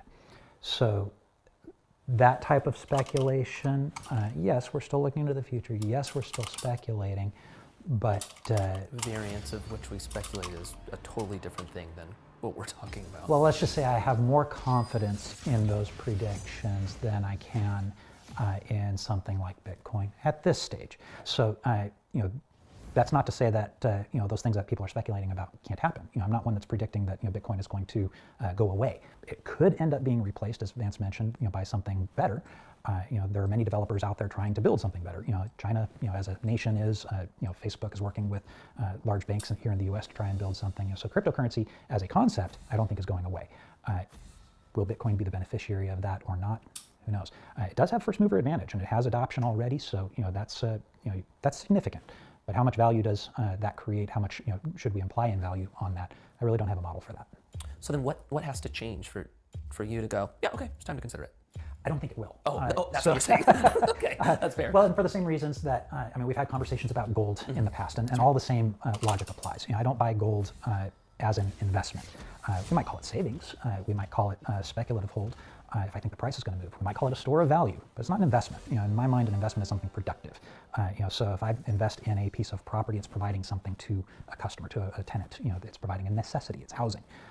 If I invest in a new company, it's going to manufacture some widget that people need. The investment is in developing something that produces something that's needed. Gold, Bitcoin, in my mind, don't do that. Any more than any other currency does. So, if I'm looking at a currency transaction, if I think maybe euros are going to be worth more than dollars next year, I don't just go buy euros. I go buy an investment denominated in euros. So whether that's a government bond, whether it's a stock, something like that. So I don't expect I'll ever buy a cryptocurrency just for the sake of holding a cryptocurrency. If at some stage I can buy it, actually make an investment denominated in that currency, maybe. But I don't expect I'll ever just hold Bitcoin or anything else just as a standalone, unless I can earn interest on it. Got it. Vance, you want to add on that? Well, do you hold gold? Well, yes. That's going to come as a shock. I will say I inherited some gold from an uncle many years ago. It's a very small amount, and it has sentimental value, so I still own it. But no, I've never bought gold. You don't believe that gold belongs in anyone's portfolio? No, I'm not saying that. There's a philosophy that people,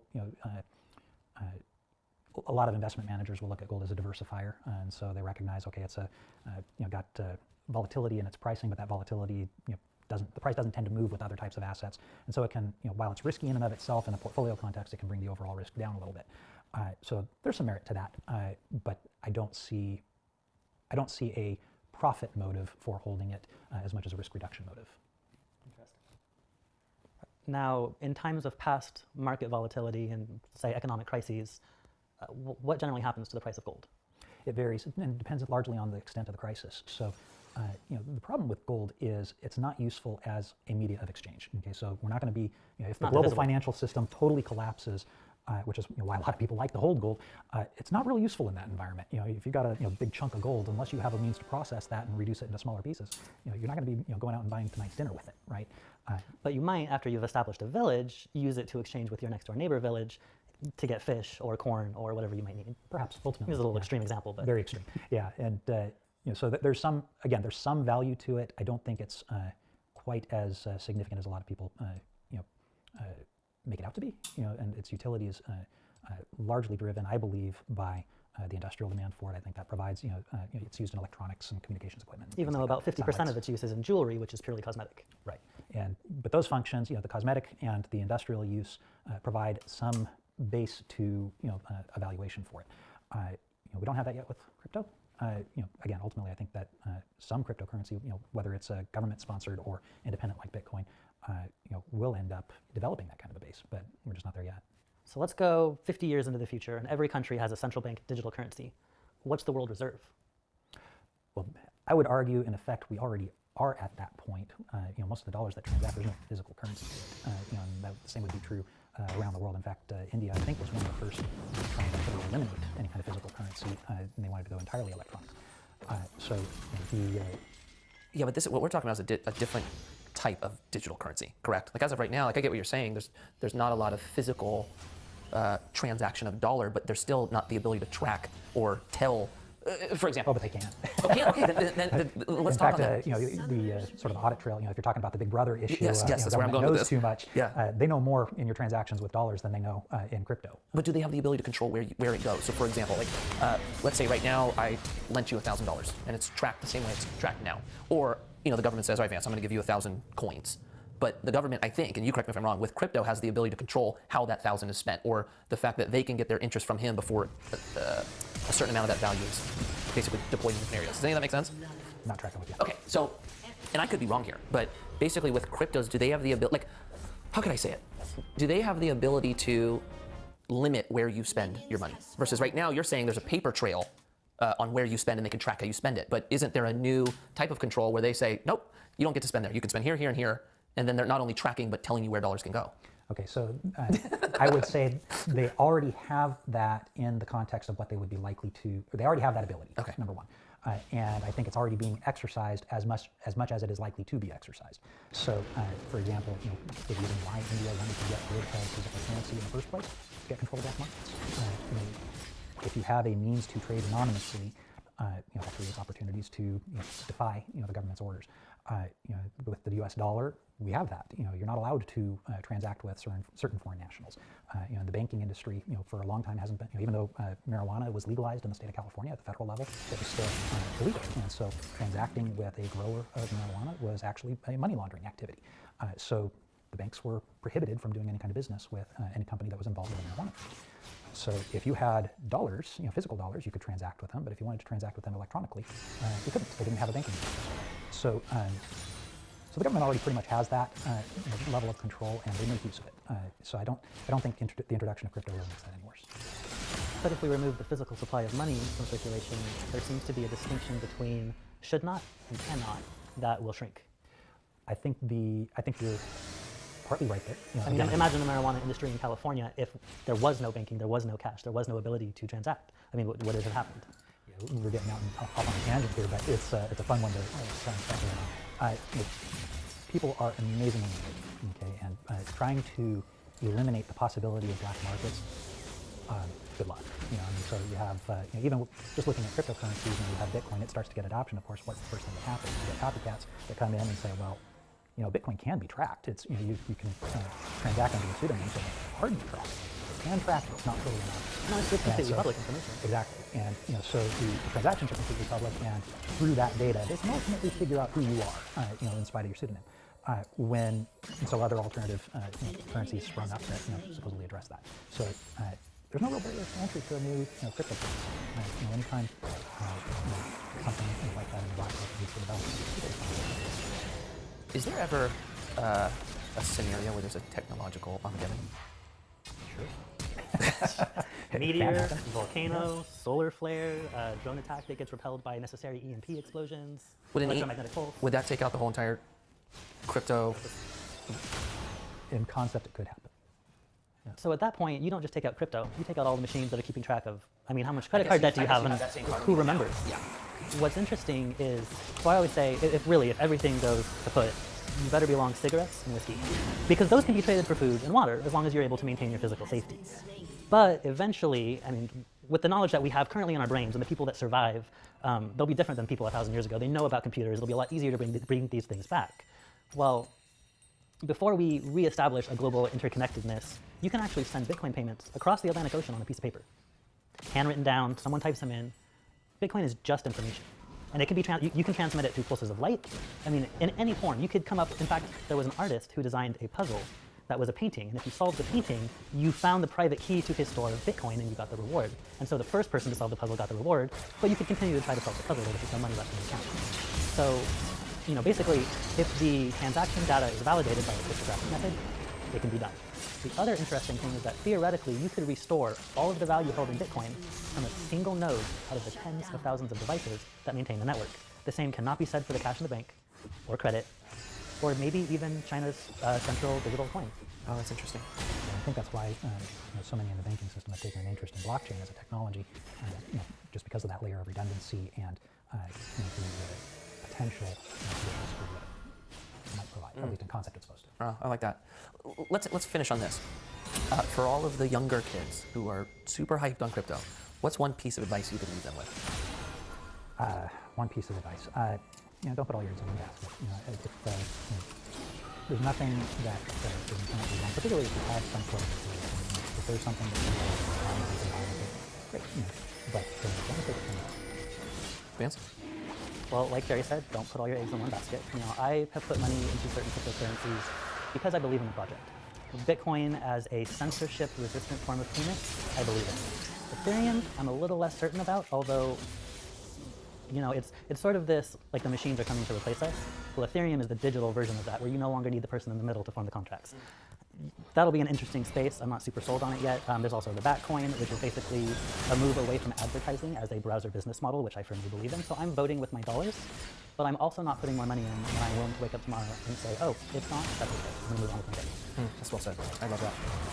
So, first off, thank you guys. I hope all of you not only enjoyed that, but learned a lot. I certainly did. Also, leave comments on this one. Let me know your view on crypto.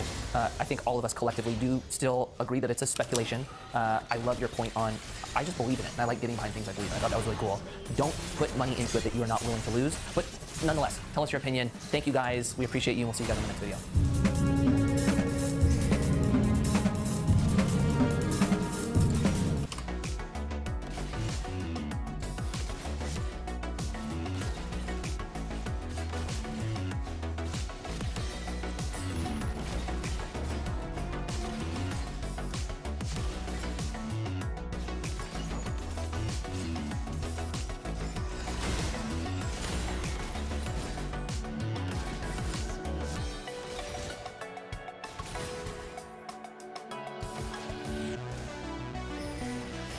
Which is in biz around here, and Tom Kench is waiting to do that.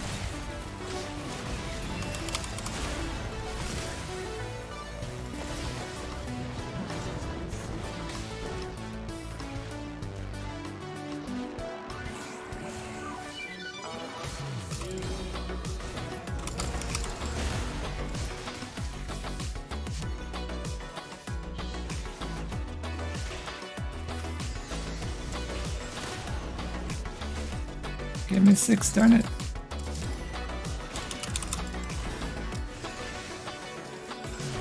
Darn, he went a weird way. He's trying to zig and zag.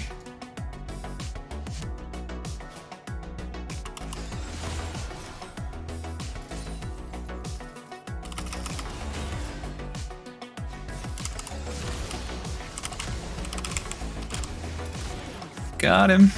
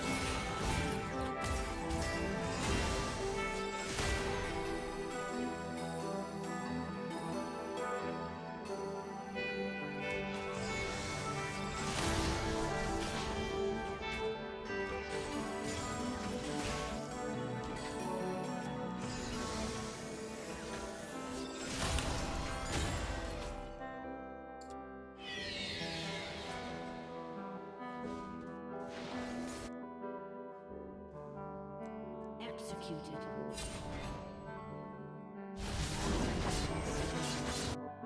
Killing spree.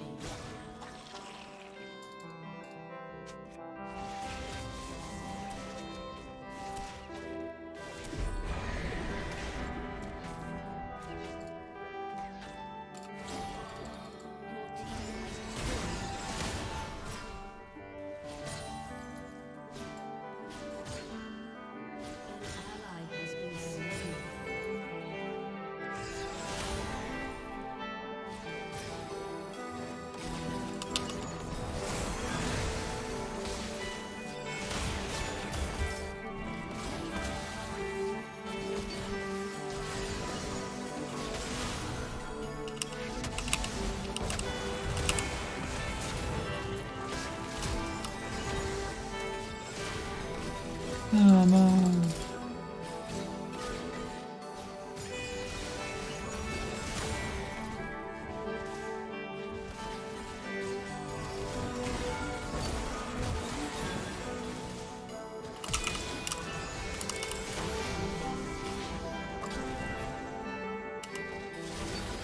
I think ward for Twitch in case he tries to sneak up.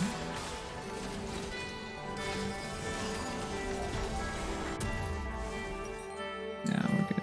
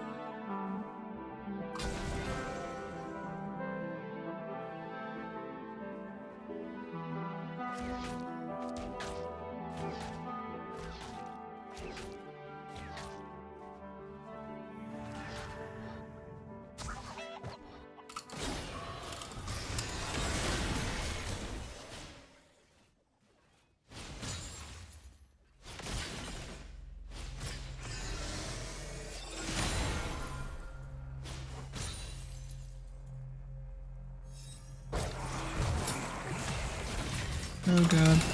No, no, no, no, no, no, no.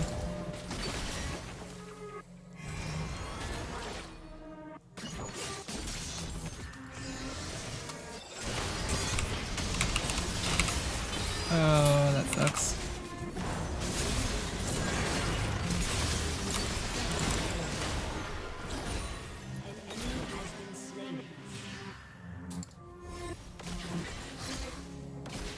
Team has destroyed a turret.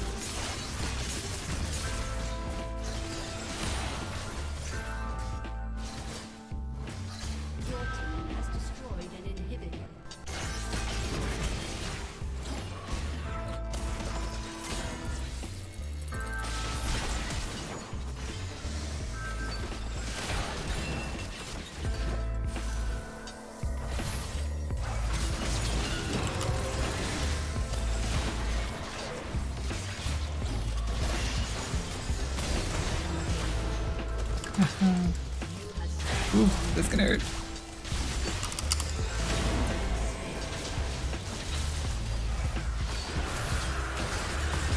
Oh my gosh, the revive.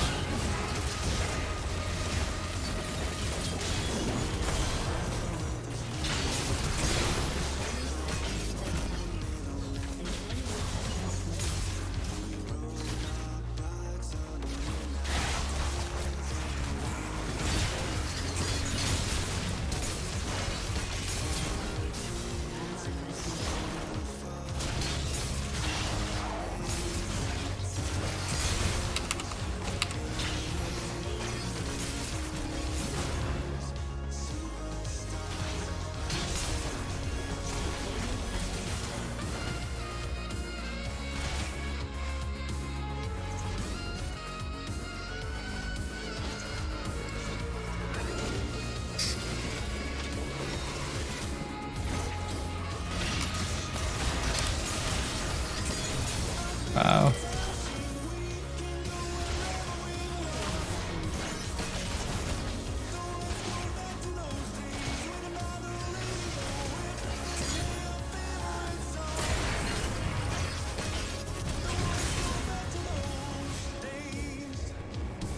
Oh no.